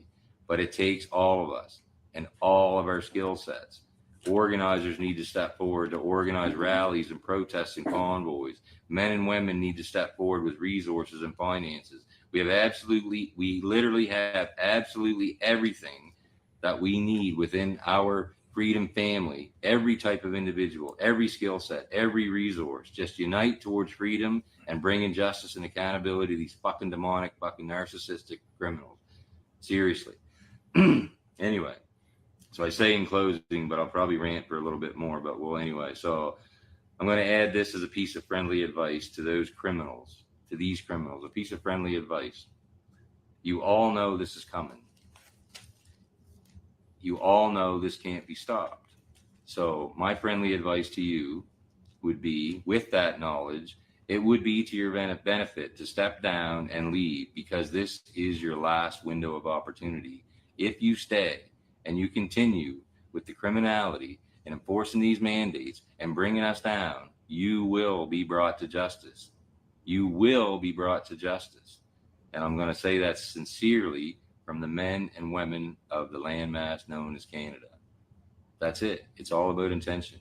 You understand what I'm saying? It's all about intention. I've been saying this for a long time. I've been saying this for a very, very, very long time. Robert Strang in Nova Scotia will be arrested very soon. Very soon. And I've been saying that since the very first protest at his house, where I told the special investigator lady that was there that she will be back there someday to arrest this guy, because he is a fucking criminal. Tim Houston, you're on the list too. Ian Rankin, Stephen McNeil, all of you guys are on the list. And I know I'm speaking from Nova Scotia because that's where I'm from. But you got Doug Ford here in Ontario, all across the country, man. Bonnie Peters, you know what I mean? Dina Henshaw, all these people all across this country. They're getting arrested. Somehow, some way, the people are going to deal with this shit. Anyway, so like I said, telling you not to stand due to possibility of arrest, etc., is weak and fearful energy. Operating from that same and using them same intimidation tactics that the powers that be use to keep us under the thumb. So when people tell you not to stand up, yeah, John Law is a big one too. When people tell you not to stand up and do anything, they're using the same tactics. They're making you afraid of being arrested. They're making you afraid of going to jail. They're making you afraid of the system. The system has no fucking power. So why would these people that are supposed freedom fighters be using the exact same fucking tactics that the powers that be use to intimidate and keep us under that fear? Fucking, I'm not afraid, and I'm the one that's got the fucking biggest target on my back because I'm the face of this, and we travel. My brothers that we're traveling with are targets as well, and we're conscious of that. Don't get me wrong, but I've also heard from many people that I talk to, we're protected. We're divinely protected. You know how many people pray for us? You know what I mean? Whatever it is for them. You know how many natives are talking to the spirits to protect us? I'm not worried, man, and I'm not fucking afraid, and it doesn't matter. You know how momentum works? And we had this talk in a meeting too. People are concerned, you know, what happens if you guys, end up getting picked up or pulled off the rug or whatever? Well, it doesn't matter, man, because that's momentum. There's laws, right? Laws of nature. Once you get the momentum rolling, you don't have to push every day. You can stop pushing and it will keep taking care of itself. And we're getting to that point now. This is, like I said, the whole time, like we've always said, this is not about us. This is bigger than us. This is bigger than us. This is bigger than us. So a couple of us end up being pulled off the rug. It doesn't stop this. It's going to keep happening. And I can comfortably rest in a cell for a couple months, knowing that all my warrior brothers and sisters on this land are going to come and get me out of there very soon. So I just get a rest. You know what I mean? I don't want to be there. Obviously, I want to be in this, and I want to take this right to the end, and I want to put cuffs on some of these people and all this stuff. But at the end of the day, here it is, right? You know, so all the bullshit out there is bullshit. You can listen to it if you want. I'm not here to convince nobody of nothing. I don't really care where you go in this. But you couldn't stand up and they wouldn't let you see your fucking loved ones. You go all the way back. You never had the testicular fortitude or fucking courage or balls or whatever you want to call it to stand up when they let our fucking elderly die and those fucking old folks home by themselves. You know how horrible of an experience that is to die alone with no family? You're fucking cowards, man. You know what I mean? Like, seriously, we could have ended this so fucking long ago. Do you know how many people couldn't go in the hospital and see their parents in their last minutes because they didn't have these mandates covered? They didn't have these shots. I told people, man, and I offered, but it never got built. But I told people, let's just go. 100 of us walk in the hospital, put the dude in the middle, walk right to the room. You see your people, cops will come. Who gives a flying fuck? It doesn't matter.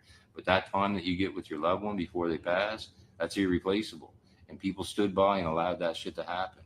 And now we're standing by and we're watching our loved ones die suddenly. Young people, kids, old people.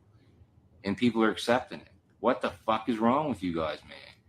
And then so when people come up with some kind of an idea or some sort of a solution based on peace, you know, and I don't know what they're going to do with us, but like I said, we have the right to defend us. But when we come up, we work hard and come up with these kind of things based on peace and bringing the French and the English and the natives and the settlers all together. That's these things are unheard of things. And you know what I mean? In this time, that's why I'm telling you the energies are shifting. We're bringing all these people together. And yes, there's segments of them that are throwing mud at us. That's fine. But in general, we're bringing them all together. You know, when the fuck is enough, man? How many people are you going to watch fucking die? How many people are you going to watch suffer? People are fucking losing their homes. People are homeless on the street that are full employed.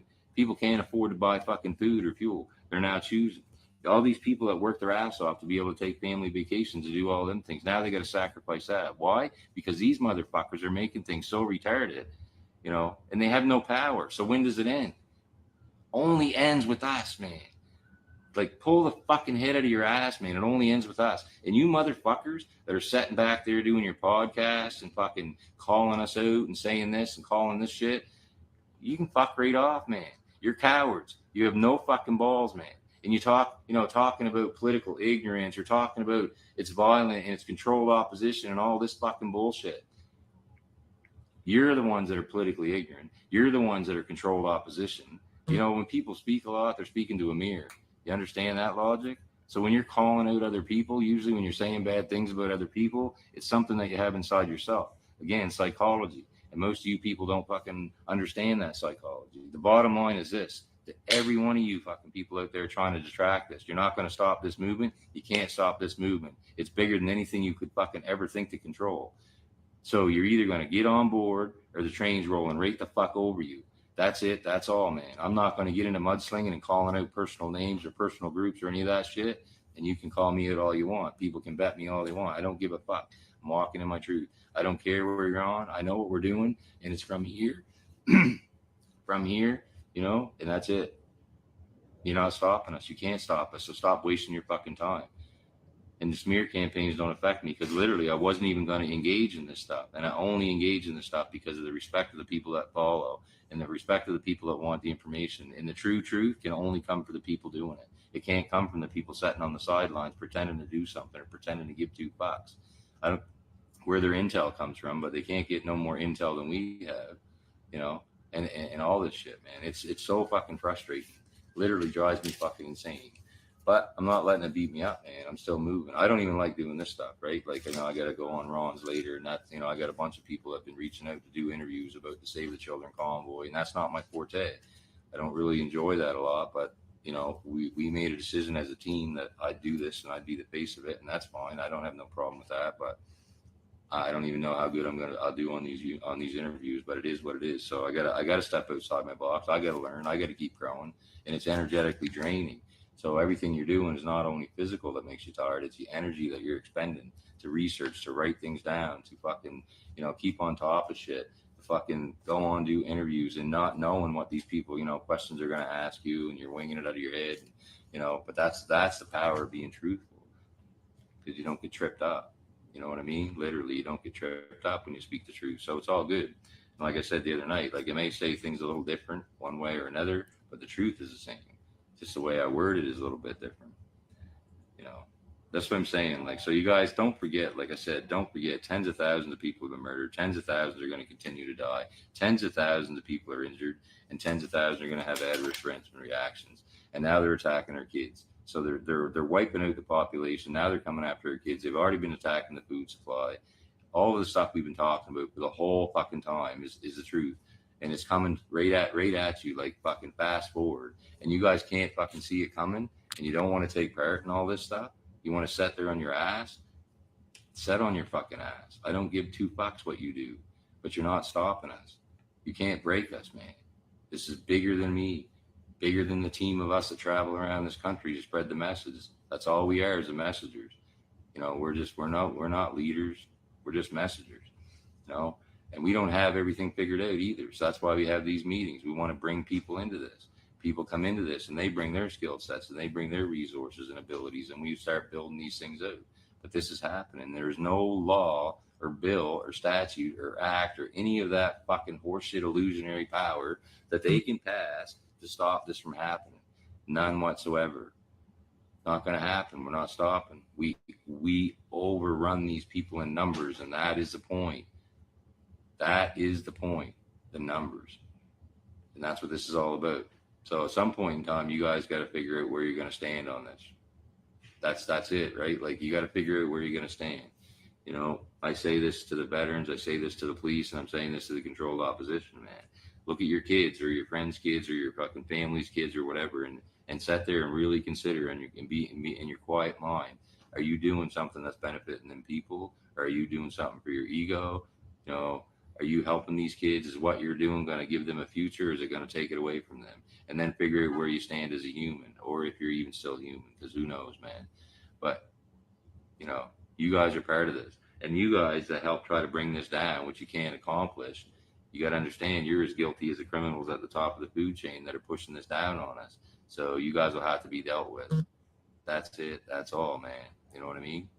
So you guys are just as guilty. So you want to sit there on your little podcast or your post and you want to go on about Trudeau and go on about this and go on about what they're doing, but you don't want to do nothing to stop it. You're just as guilty, especially more so if you want to lead your followers to keep from taking any fucking action too. So where you stand, you know what I mean? It doesn't matter, man. The people that we're meeting, man, and the people we're talking to are serious, strong ass motherfuckers. And I know a lot of you don't even understand because you're not there. You have no fucking idea how tightly built this is coming together. And yes, there's a lot more work to do. And yes, we're a few months down the road, couple months down the road, whatever the case may be. But when it's done, it's done. So easy. It's done. You know what I mean? We got this, man. You get all these people out west hanging on faith, like all the people in the east were hanging on faith, and everybody that we spoke to, man, it was worth the wait. Nobody's really upset about this. The only ones that are upset about this are a few ego-driven individuals. That's okay. So it's all good, man. You know what I mean? If you shut down the fucking if you shut down their freaking gravy train, that's what they're scared of. So, you know. But is that more important than the life of your kids, the future of your children? Not a fucking chance. So start talking to these people that are telling you to stay away from this because it's controlled off. I don't know how many of you know me or how many of you don't know me, and I know the ones that know me know better, personally know me know better, but I've never been part of a freedom group. I've never tried to build any type of freedom group. I've always been on my own, speaking my truth. I go to rallies, I go to different things, I speak, I go to Marcus Ray's event. I do what I feel in my heart. I don't care what everybody else says. You know what I mean? But I've been me. That's all I ever been is me. I never have any amount of money. I'm not driving fucking new cars. I'm not fucking, you know, I don't have no houses that fucking donations are paying for or anything like that, or apartments or any of this bullshit. You know what I mean? I had to, sometimes as much as I hate it, I've had to ask people on here for help to make this continue to happen. And they've reached out and helped massively. People are offering up places to stay, helping out with the shirts now, you know what I mean? Help with stickers we got, and, you know, helping with expenses and putting us up in their cottages or renting us places, all these things is great. But we're not living high in the hog, and I've sacrificed 3 months of my entire life. So you want to call me controlled op when I don't have fuck all? I literally don't have nothing, and I'm controlled opposition. How the fuck does that make any sense? And if it's me and the two dudes, the two brothers, Crazy Bear and Wolverine, that travel with me doing this, and we're controlled op, how does that make any sense, man, when we don't have shit? There's no logic to that. And how does anybody else besides us have any of this intel or information or bullshit? We're the ones doing all the work. Well, they're sitting home on their ass fucking throwing mud at us. It's fucking retarded, man. So bottom line is, it comes down to this. You know me or you don't know me, whatever. You trust me or you don't trust me. That's what it always comes down to. You know, people running on faith and trust. That's what all this stuff comes down to. You know, so it is what it is, right? But I don't know. I don't know how to tell you. Controlled op is a fucking joke, because I think controlled op, you'd have some sort of benefits to that, and I don't have any. But I guess the only benefit I got maybe is a bit of a target. And that's okay too, because like Crow and I talked about, that puts that means when this stuff happens, you're starting to get over the target. You're starting to create an upheaval. You're starting to get people worried. You know what I mean? These people know. They all know. This is, like I said, this is bigger than that. This is energetic, man. This is a big spectrum. They know what's going on. They got people working on shit 24 hours a day, 7 days a week with unlimited bank accounts. And we struggle to do this in our waking hours as much as we can when we can sleep. Most of us can't even sleep very well because our mind doesn't shut the fuck off. We're always trying to figure this stuff out. You know what I'm saying? So they know about all of it. They know way more than I know about it. But I know a fair bit about how all this stuff works with the energetics and the frequencies and the fucking vibrational stuff and the consciousness and all of the things, that all the CIA files that have been released that they use to hold us down. You know what I mean? So those things are important. So that's a benefit that we bring to the table, because we can be aware of some of the tools they're using against us. But it doesn't matter. It always fucking dies. It always stops. It always stops. We win. The people always win. That's it. That's all. We've always had the power. None of this stuff matters to us. We've always had the power. And it's a huge task. It's a huge fucking step. But that's why I'm telling you, this is biblical. This is fucking historical. And we are fucking rolling. It is not changing. They're not stopping this, man. And we have to adjust our sails to deal with something. We'll adjust our sails. But remember, the big thing, criminality, being afraid to be arrested, being afraid of all this. I'm honest with people too, right? Common law. Me and Crow talk about common law, and we building out the CCC, Criminal Court of Canada, to get people away from the bullshit with the registrations and licenses and things like that. You know what I mean? This is all real shit. The only issue is that this little bit of a mission took precedence over that. But we build that out because we know they don't have any authority. You know what I mean? We know that's the truth of the matter.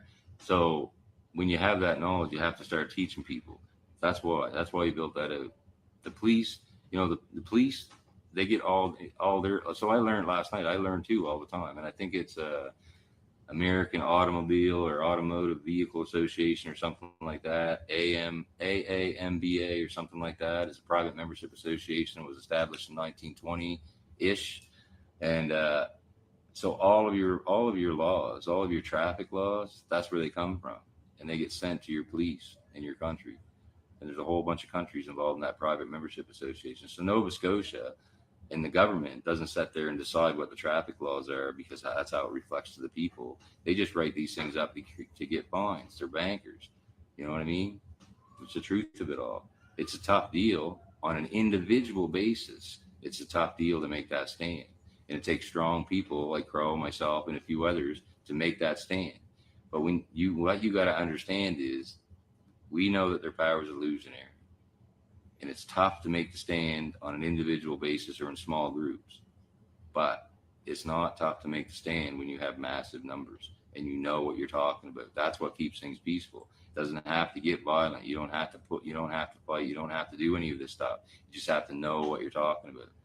And they don't have any power. The police swear their oaths to the monarchy. They don't serve the people. Evidence earlier on in this conversation where it wasn't their jurisdiction to deal with that teacher passing around sex toys to the kids at school at Nova Scotia.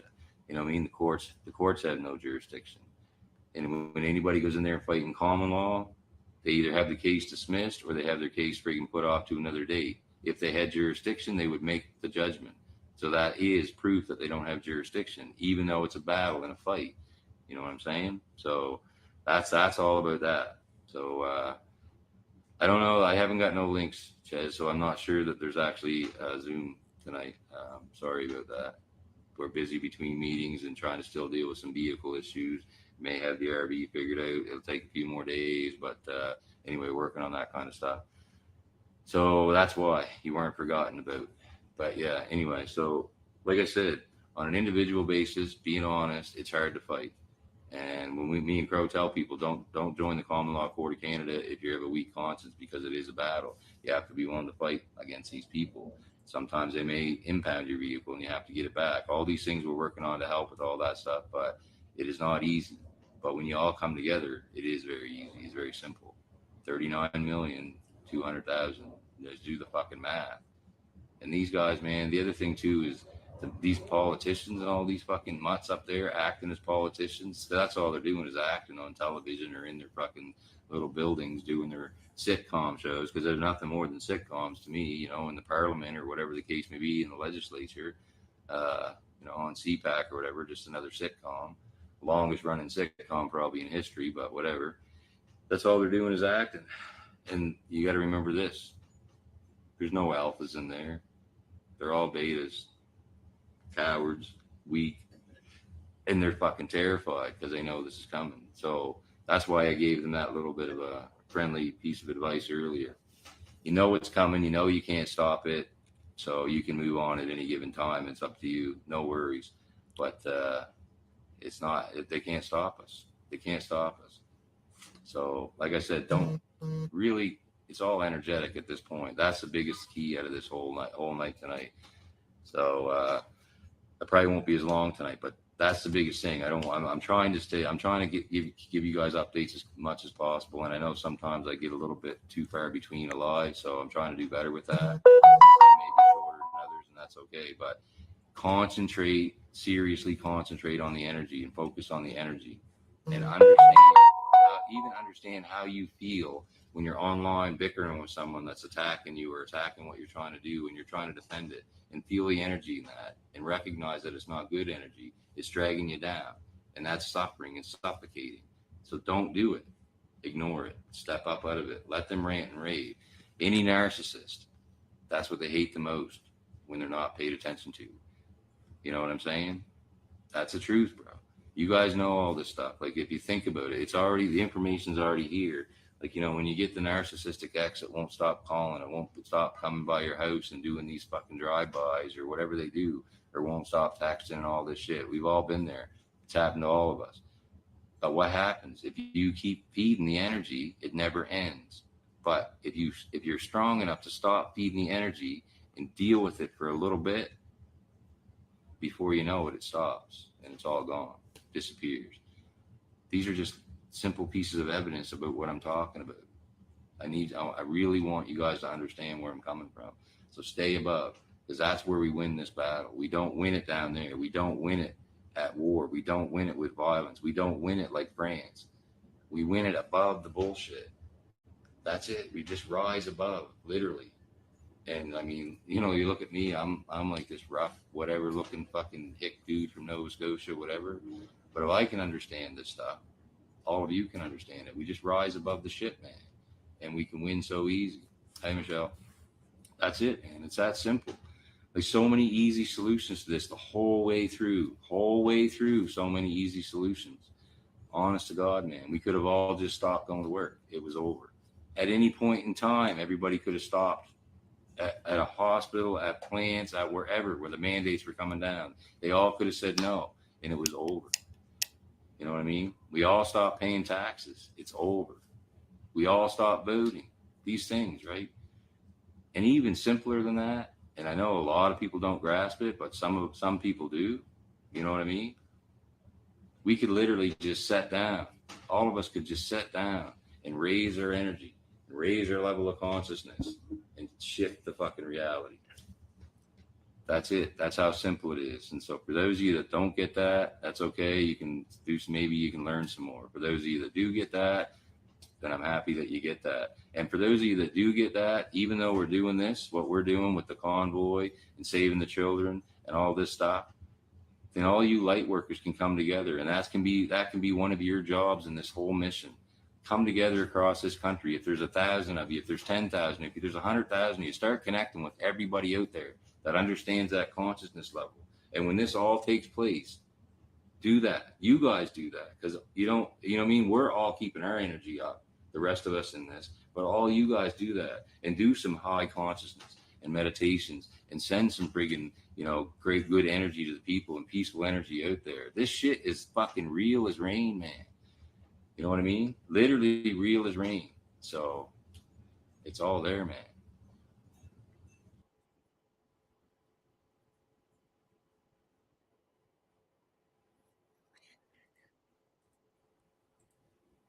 Okay. I'll be right back. The New World Order. Government overreach. The Great Reset. Mainstream media lies. Now more than ever, independent voices are needed. Donate now at freedomreporters.com. That's freedomreporters.com. Maverick News. The antivirus program for your mind.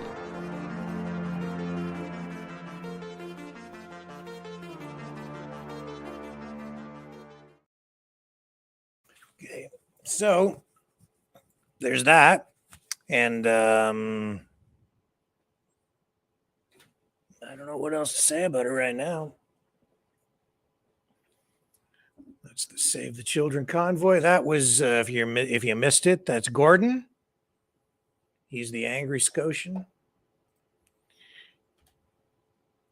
Gordon James Berry Jr. You can find him on Facebook. He's been on the program. We were talking to him about the Save the Children convoy about, was it 2 weeks ago now?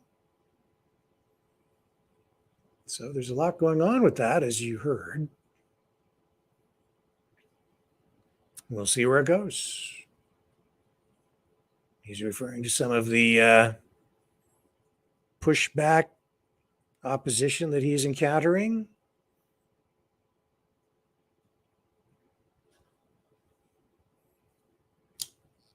That's where things are at.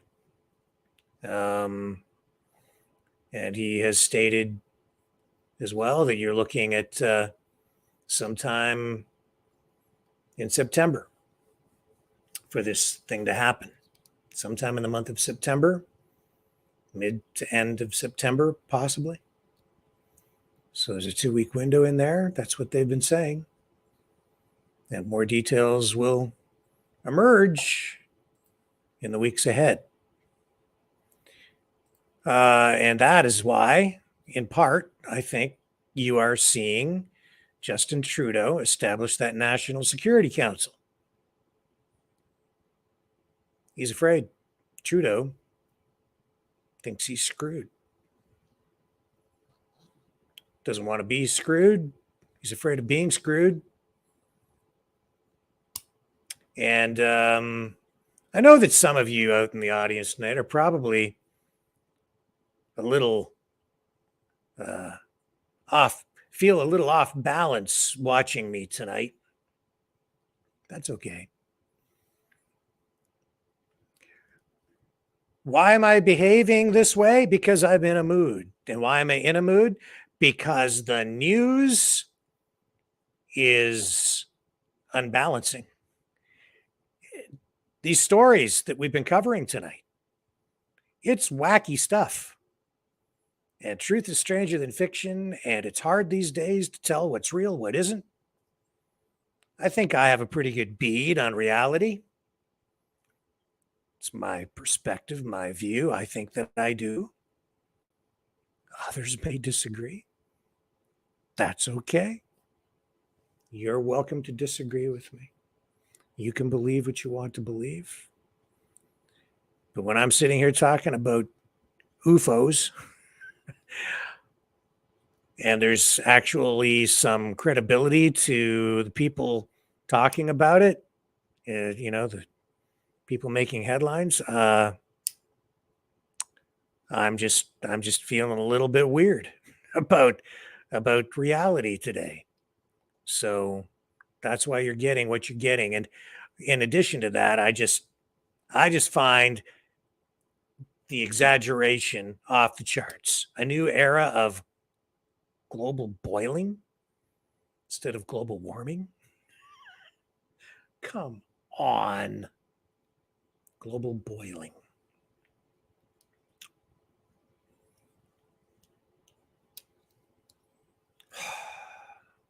Anyway, it's just got to the point where it's freaking ridiculous.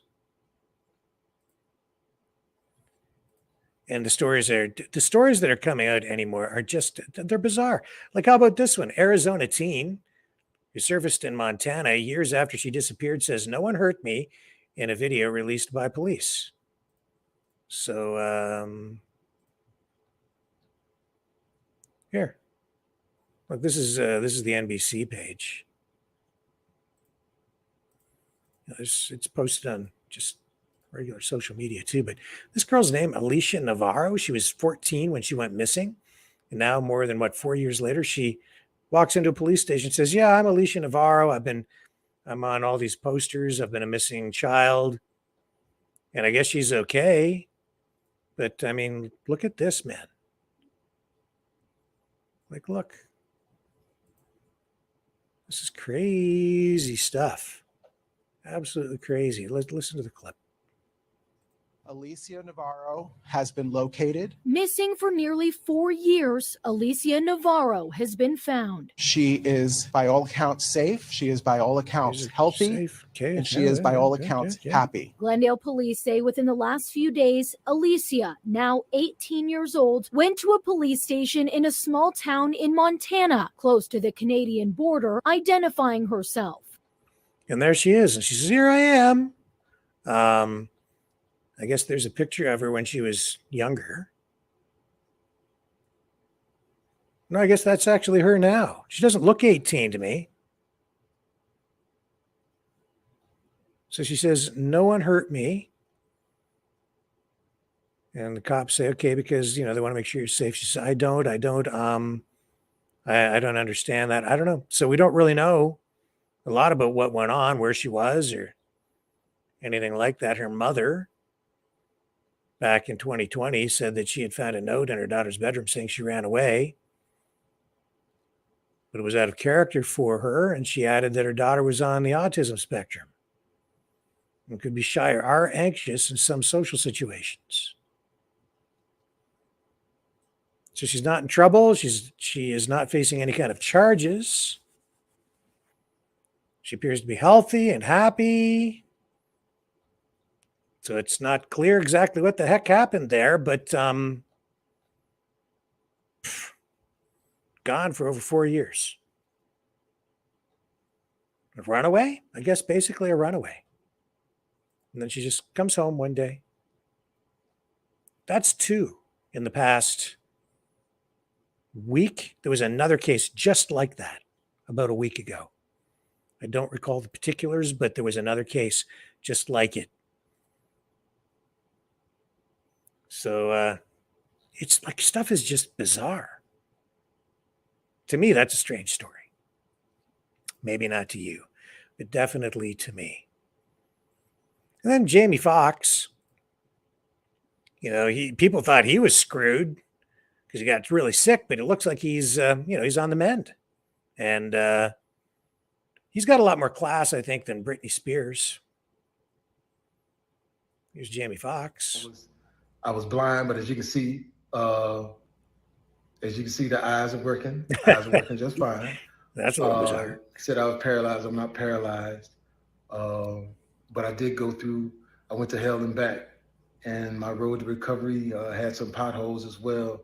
But I'm coming back, and I'm able to work. So I want to thank the people that let me work. And I just want to say that I love everybody, and I love all of the love that I got. And man, I know they talk about people crying on videos. You can do take two, but I'm not gonna do a take two. It is what it is. And if you see me out from now on, and every once in a while I just burst into tears, is because it's been tough, man. I was sick, man. Some people said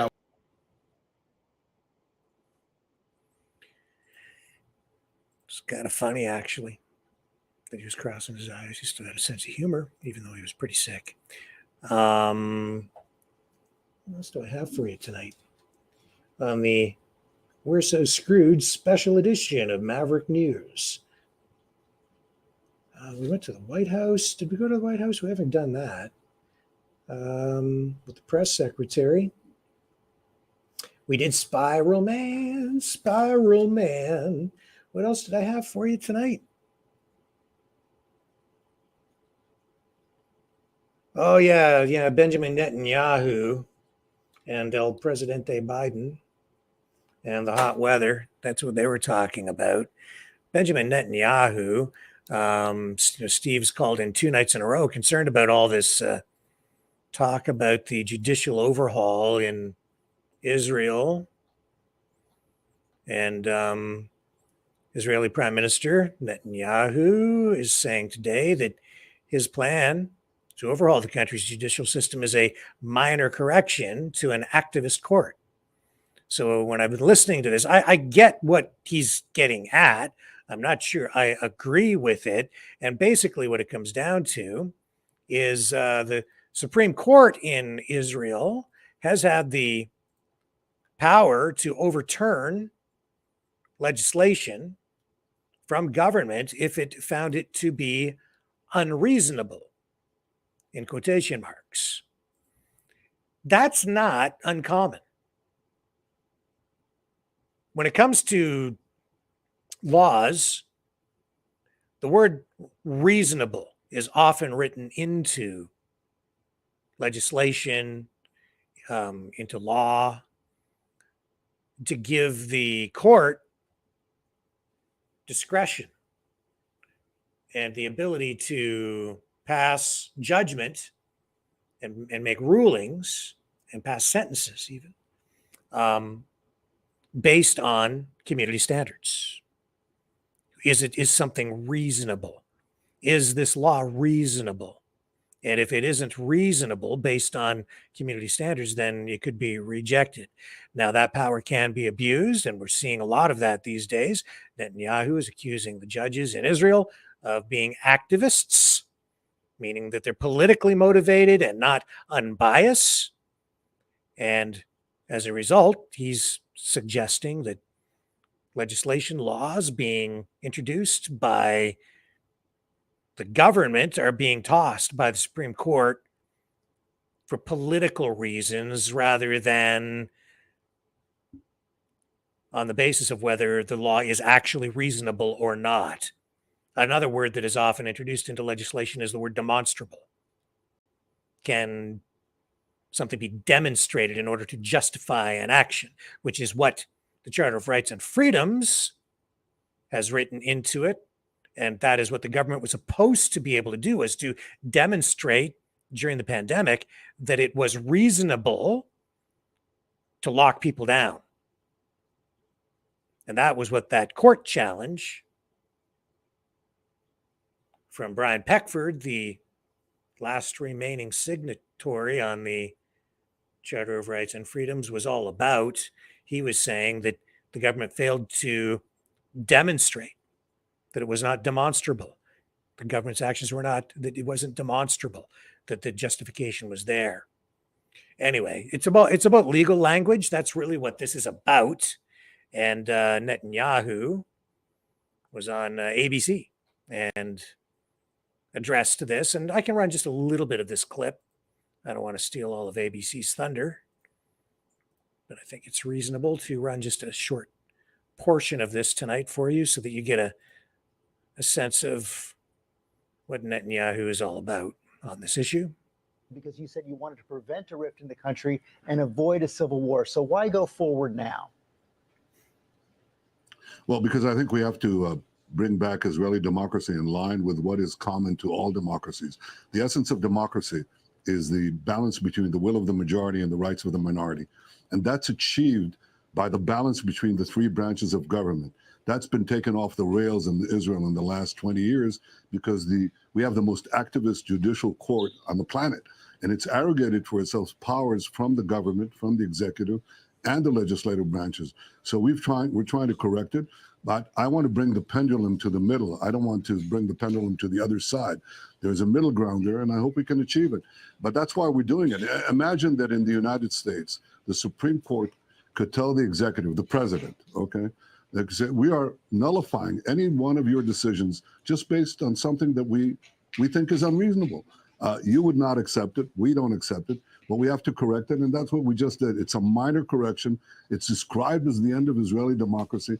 I think that's silly. And when the dust settles, everybody will see that. You may think it's silly. You may say it's a minor correction, but we've all seen what's been happening in Israel over the past several months. We've seen the protests. We've seen the strikes. We've seen the outcry from other officials. We've heard President Biden say, it doesn't make sense to pursue this right now. Israel should go slow. Why not take that advice? Well, I did. I mean, this has been as slow as you can go. I've been here in government, in this government, for 7 months, and I didn't proceed with anything until this, as I said, this minor correction, which, by the way, many of the opposition leaders supported just before the elections. They've changed their views now for political reasons. But I held back. I actually pressed the pause button for 3 months because I did take seriously the concerns. I don't think the arguments are real, but I think the concern is real because people are afraid. I understand that. So I pressed the pause button for 3 months, try to get some kind of compromise on anything, and couldn't get anything from the opposition, and therefore decided to proceed with this minor correction, which is common, as I said, to all democracies. And I'm still trying, as I said to President Biden, I'll try to proceed, if not with a consensus with the opposition, the other side of the political aisle in our parliament, then at least on something that has broad acceptance in the public. And I think it's possible. I'm actually more optimistic now than I was before, because up to now, now that they can see that we're prepared to move without them. We have the majority. Maybe we'll be able to move with them. And I hope the opposition leaders show responsibility and come to the middle. There is a middle out there. Okay. So that gives you an indication of what that is all about. I don't know if that helps you or not. Hopefully it does. Steve, who called in the other night, was concerned that that approach, that this stripping of power from the Supreme Court might spread to the US or Canada. Mostly concerned about Canada because that's where he's from. That's where I'm from. I don't see that. I don't see that initiative coming here. Our courts already have a ton of power and they're on the government side already. I don't think that, for the most part, and we saw that with Brian Peckford's legal challenge on that lockdown issue. His case was thrown out, declared moot, because by the time it made it to court. The government had already lifted many of the mandates, and it was decided that there was no point in proceeding because the problem wasn't there anymore. Even though the government could bring it back at just about any time if they really wanted to, if they felt they needed to, in which case they could screw us again. Fighting the Great Reset by leading the Great Resistance.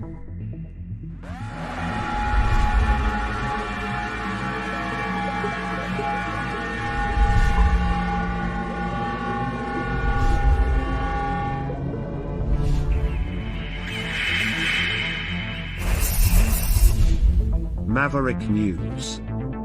The antivirus programs for your mind.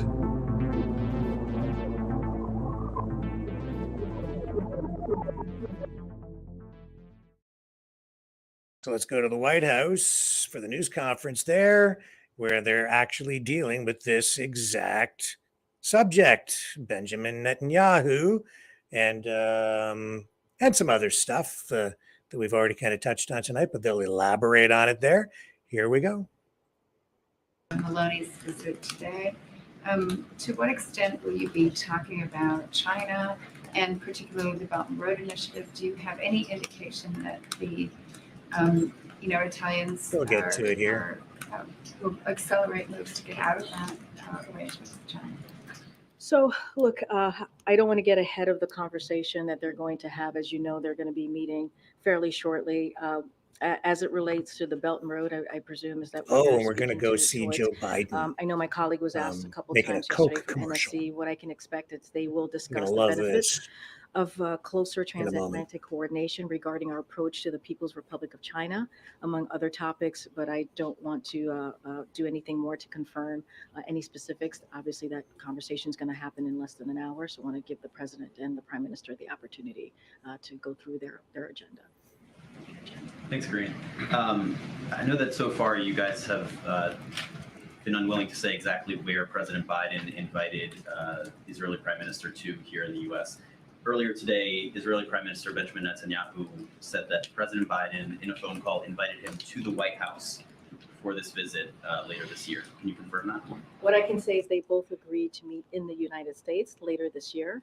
Both teams are working through what that's going to look like, the timing. I don't have anything else to share beyond that, beyond what we have said last week and continue to say after that conversation is that they both agreed to meet in the United States later this year. The President did not invite Netanyahu specifically to the White I House. just want to be very clear. It was a conversation that they both agreed that it would be in the United States. Don't have anything further. Both teams are indeed talking and going and working through.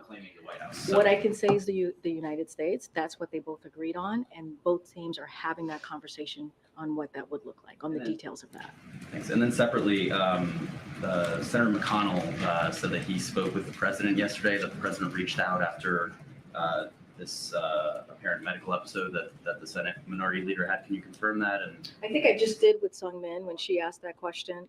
Basically, the senator mentioned that the president called, and certainly, the president and the senator have known each other for some time and have, as I mentioned to Sung Min, have had a lot of disagreements, but have found common ground to move forward with the American people.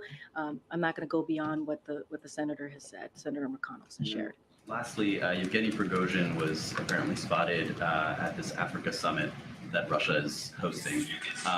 What does that tell the White House about Prigozhin's standing in Russia and the importance of the Wagner Group going forward in Africa? I'm not going to characterize or speak to Prigozhin's appearance or participation in the summit. That's something for the Russian government to speak to. Cat Sebastian. Thank you very much. And thank you for the shout out. Thor. I'll never forget Thor. Almost done here. And if you'll allow me, I just want to say thank you to the unsung heroes of the White House, which are the stenographers. Yes, they are. I agree. They are the unsung heroes. The amount of mumbling they have to deal with. Well, I just want to have my questions. We appreciate you. We appreciate you. So two questions, if I could. One, could you comment on that there's a report in the New York Times that the president has asked to move ahead, for the government to move ahead with cooperating with the ICC on collecting evidence against the Russians for war crimes. And what's your second question? Second one, can you just answer that one first? Oh. It's very different. So a couple of things. Since the beginning of Russia's assault on Ukraine, the president has been very clear. There needs to be accountability for the perpetrators and enablers of war crimes and other atrocities in Ukraine. He's been very clear about that. We support a range, as you know, of international mechanisms to free identify food. and hold Stop the accountable free those food. responsible, including through the Office of Ukraine Prosecutor General, the Joint Investigative Team through Eurojust and the United Nations Human Rights Monitoring Mission, the expert missions established under the OSCE's Moscow mechanism, and the International Criminal Court, among others. So we have deployed teams of international investigators and prosecutors to assist Ukraine's Office of the Prosecutor General in documenting, preserving, and preparing war crime cases for prosecution. And the Department of Justice has entered into a memorandum of understanding to cooperate with Ukraine on investigations and prosecutions of war crimes committed during Russia's invasion of Ukraine. So, but on the ICC specifically, which is your question, we're not going to get into specifics of cooperation, which is consistent with the court's practice of treating requests for cooperation in a confidential manner. So we're going to just be very careful and continue with that tradition that has been around for some time. Is there any policy change in that, in the sense that the U.S. isn't part of the ICC also? No, I totally understand. We're just going to not discuss any specifics. I just laid out Joe Biden's Coke commercial the United coming up. States role over the past 15, 16 months. Not going to want to miss it. As it relates to investigations, the multiple different entities that are looking into this, the unjust war that Russia has started in Ukraine. And I'm just not going to get into what has been common when it comes to ICC specifically. And then one effect on the heat or climate change. A bit of a 40,000 question. So the president got so much focus on climate change. He talks about it all the time. You had the IRA and so on. How does he assess the broader acceptance of U.S. society to getting on with all the changes to daily life that a lot of the experts who talk about climate crisis say should be happening? Things that really get into your every individual's life. Because compared to Europe, for example, in Europe there's a lot more, let's say, grassroots type of participation in recycling and energy saving and driving little tiny cars and being told to bicycle instead of driving and being told to take a train instead of a plane. I mean, this is like, I have a reliable source tells me that in France, when you go at a holiday camp, there was a sign saying you couldn't have showers for more than 2 minutes. I just don't know if that would work here. Does the president feel American society is on board with that level of a push that some parts of the world are? So here's what I'll say. I'll say what the president believes and how he's taken this climate change crisis very seriously. Since he walked in day one in this administration, as I've laid out many times before, he's done more to move forward on dealing with climate crisis than any other president. He's had an ambitious policy. You just mentioned the Inflation Reduction Act, which is the most investment that we have seen from any president as it deals with a piece of legislation that is now law to deal with a real issue. And let's not forget, he rejoined the Paris Agreement. He rallied more than 100 countries to join the global methane pledge to reduce methane emissions. So he's been a leader as well globally on this issue, and he's going to continue to do that. I mean, he just talked about, as you mentioned, the extreme heat and how climate is very real. Climate change is very real, and how we have to take serious steps to continue to deal with this issue. Look what's going on across the country. And so, it is an issue that he takes very seriously. It is an issue that we see, if you look at polling, that Americans are taking very seriously, especially young people. And so, look, the president's going to continue to be a leader. I can't speak to every American here, but I can speak to what the president is going to continue to do. You talked about small cars, right? When you think about electric vehicles and what the president is going to be able to do with the bipartisan infrastructure law and also the Inflation Reduction Act on electric vehicles across the country, making sure that it's available to people. at a discounted rate, right? Making sure that it is the wave of the future. And so he's making investments there. So this is an important issue. We see climate change, especially this summer, as it relates to extreme weather. And so we're going to continue to move forward in dealing with climate change. The end. Because we are so screwed. We're all gonna die. Well, you know what? Nobody here gets out alive anyway. Chill. Or panic. Your choice. I'm not sure what I'm gonna do. The New World Order. Government overreach. The Great Reset. Mainstream media lies. Now more than ever, independent voices are needed. Donate now at freedomreporters.com. That's freedomreporters.com. Maverick News. The antivirus program for your mind.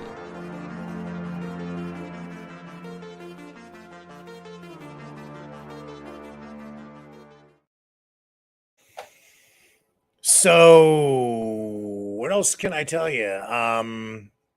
So we saw Gordon. Okay, he's talking about all the save the children thing, right? The Save the Children convoy, and then you've got this guy here. You know why else we're screwed? Because of this stuff here.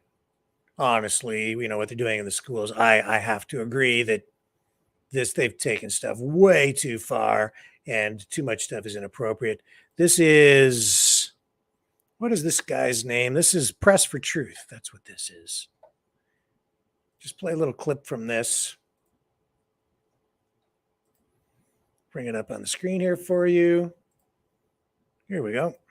Guys, I want to talk about today where all this is heading, because it's going into a very sick, twisted, disgusting, and dangerous world. As we just saw here a couple of weeks ago, folks, this high school teacher was just caught on video saying that the students shouldn't refer to pedophiles as pedophiles, but instead they should call them minor attractive persons, guys. If you're not familiar with that, just listen to this. Another professor explaining exactly what that means. Just listen to this. A lot of people, when they hear the term pedophile, they automatically assume that it means a sex offender. And that isn't true, and it leads to a lot of misconceptions about attractions toward minors. But not everyone. This is absolutely insane. This is what they're starting to push on children. In fact, this teacher was caught on video saying, don't judge people just because they want to have sex with a 5-year-old. Yes, ladies and gentlemen, this is absolutely disgusting. Here is the clip. Check it out. The teacher, identified as Amber Parker, addresses her class, telling them to reference to pedophiles as MAPs, or minor attracted people. Stop calling them that. You're not allowed to label people like that. What? Stop it, Diego. We're not going to call them that.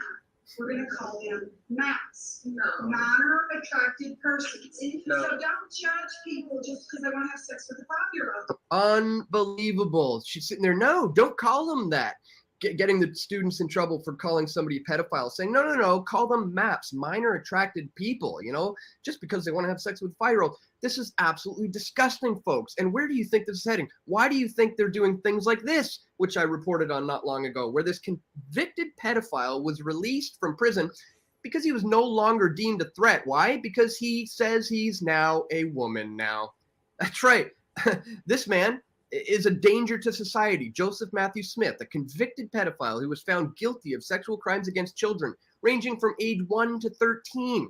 An individual like this should be behind bars. But the Iowa Attorney General's office wants to see him set free because Smith now identifies as a woman. And ladies and gentlemen, I want to show you, look very closely at this photo here. And welcome as to Canada. you will see up in the top left-hand corner, this symbol here, which is in dark blue and light blue of like a spiraling pattern, this is familiar to me because I recall this WikiLeaks dump when the WikiLeaks released this FBI document showing secret pedophile symbols.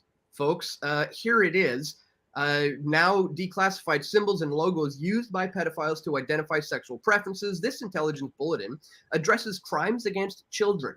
Pedophiles, to include those who sexually abuse children, as well as those who produce, distribute, or trade child pornography, are using various types of identifying logos or symbols to recognize one another and to distinguish their sexual preference. And what do they have listed here as the secret pedophile symbol for boy lover? Notice the blue colored spiral that we see very similar to this image here. This is what we are dealing with, guys, and this is why I was warning about the slippery slope and where it is moving to in the future. And as you can see, this is a very, very, very bad place. So we're going to talk about all of that, guys. And much enough of that for now.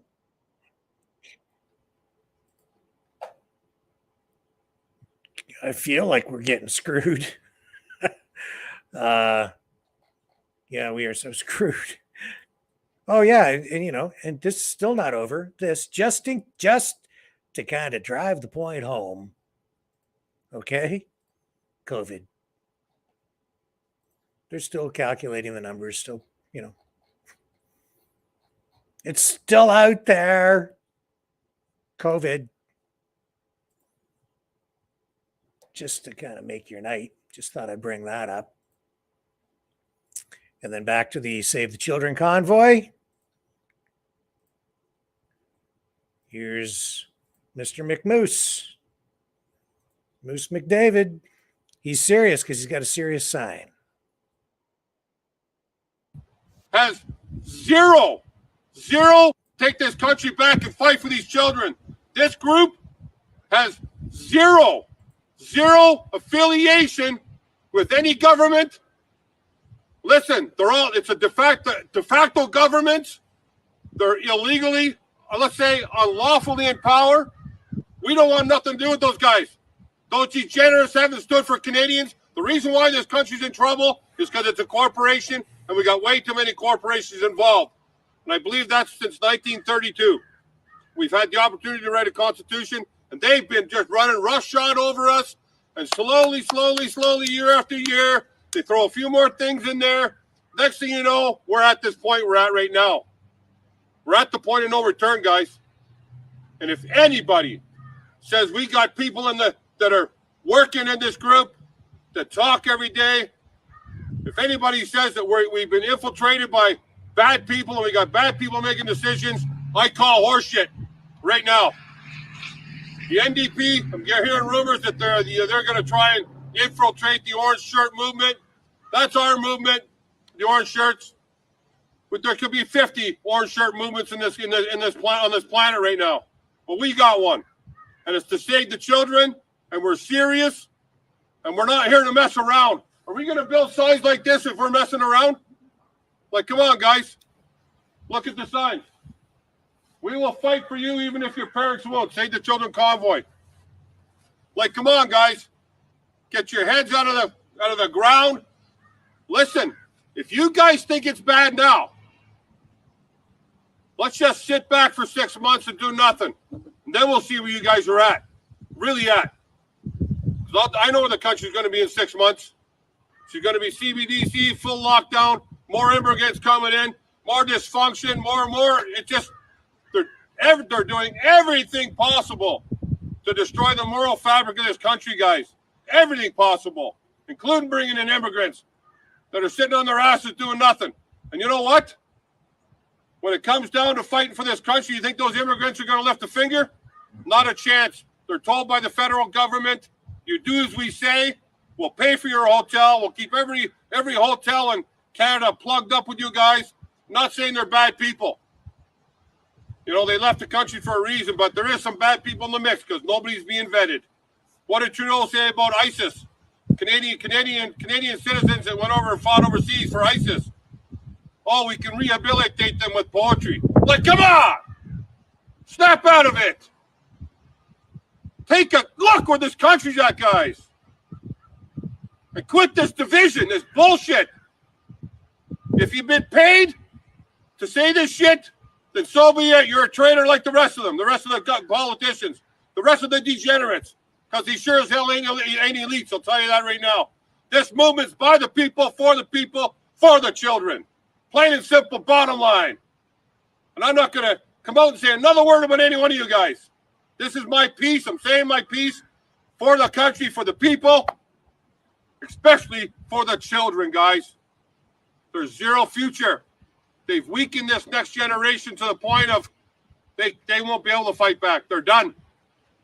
Yes, there's some good ones that got really good parents that raised them right, man, taught them what to do. You know what? Throwing the computers into the kids, the video games, that's all done by plan, guys. Anyway, stand up, guys, because this is it. And it's peaceful. No violence. 100%. And God's on our side, leading us in the direction he wants us to go. Without God, we don't win it, guys. I'll tell you right now. Anyway, I love you all. Get on the page, 2023 Convoy, East meets West. Save the children, guys. Plain and simple, that's all I can say. It's right here. Love you.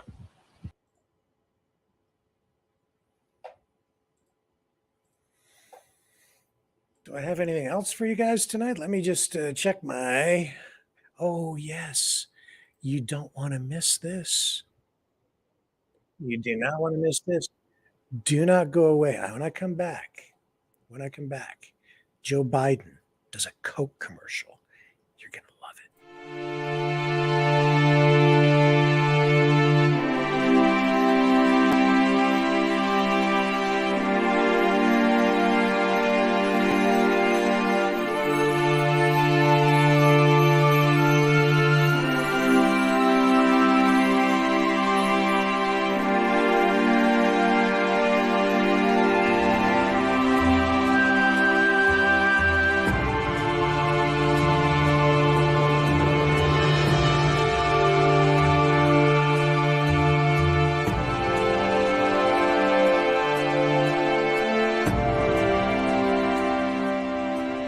Maverick News. The world is watching.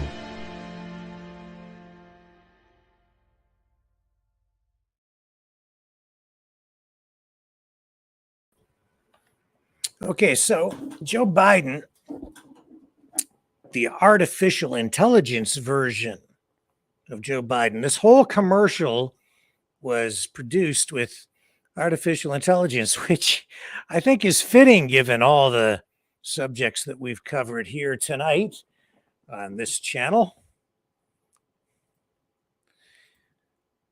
Why wouldn't we cap everything off with something generated with AI, right? So here it is. It's this is from Vapor Cake, and I came across this. I thought it was pretty darn funny.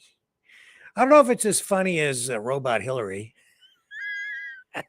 That was hilarious, but this is pretty close. Joe Biden's Coke commercial, artificial intelligence, all done with AI. Let's take a look. Good morning, folks. Let me tell you about the smartest person in my life. As you probably guessed, I'm talking about my son, Hunter, the magician. Sometimes he wanders into the Oval Office late at night and waves his magic wand around in the air a few times. Then he does a little spin and abracadabra. All of this wonderful magic powder appears on my desk. I then said out loud, "Holy smokes, all of that powder belongs up my nose, doesn't it?"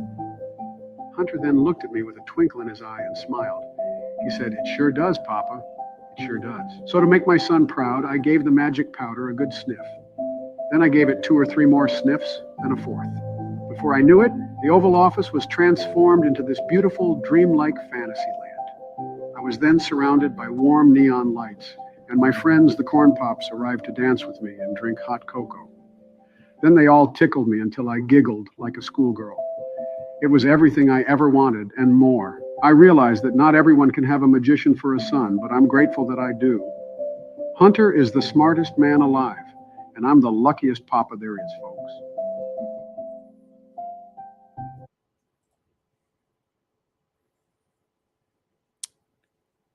funny. Now, when we say it was done with artificial intelligence, I think there was absolutely some human input into that. Had to be. Absolutely had to be. And I'm human, and I keep inputting, and you're human, and you guys keep inputting over here.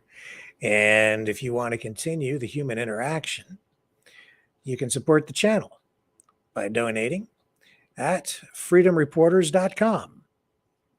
We'd sure appreciate the support. Or you can donate at maverickdonations.com. Make sure you subscribe on YouTube if you're watching on YouTube. Please consider subscribing over on Rumble, where we continue to grow. Our numbers are increasing over there every single day. So we're grateful for that. We might get back on Facebook at some point if the ban is ever lifted. We're on a partial ban there, so I can't really post or go live over there right now, but whatever. The censorship continues, adding to the dysfunction that we're dealing with here in 2023. On full display here tonight, absolute dysfunction. Dysfunction. Which is why we are so freaking screwed in 2023. We're going to wrap it up right there, folks, and I will be back tomorrow night, 6 p.m. Eastern Standard Time, right here on the Maverick News Channel. Thank you for putting up with me tonight, my antics, my mood. Catch you on the flip side.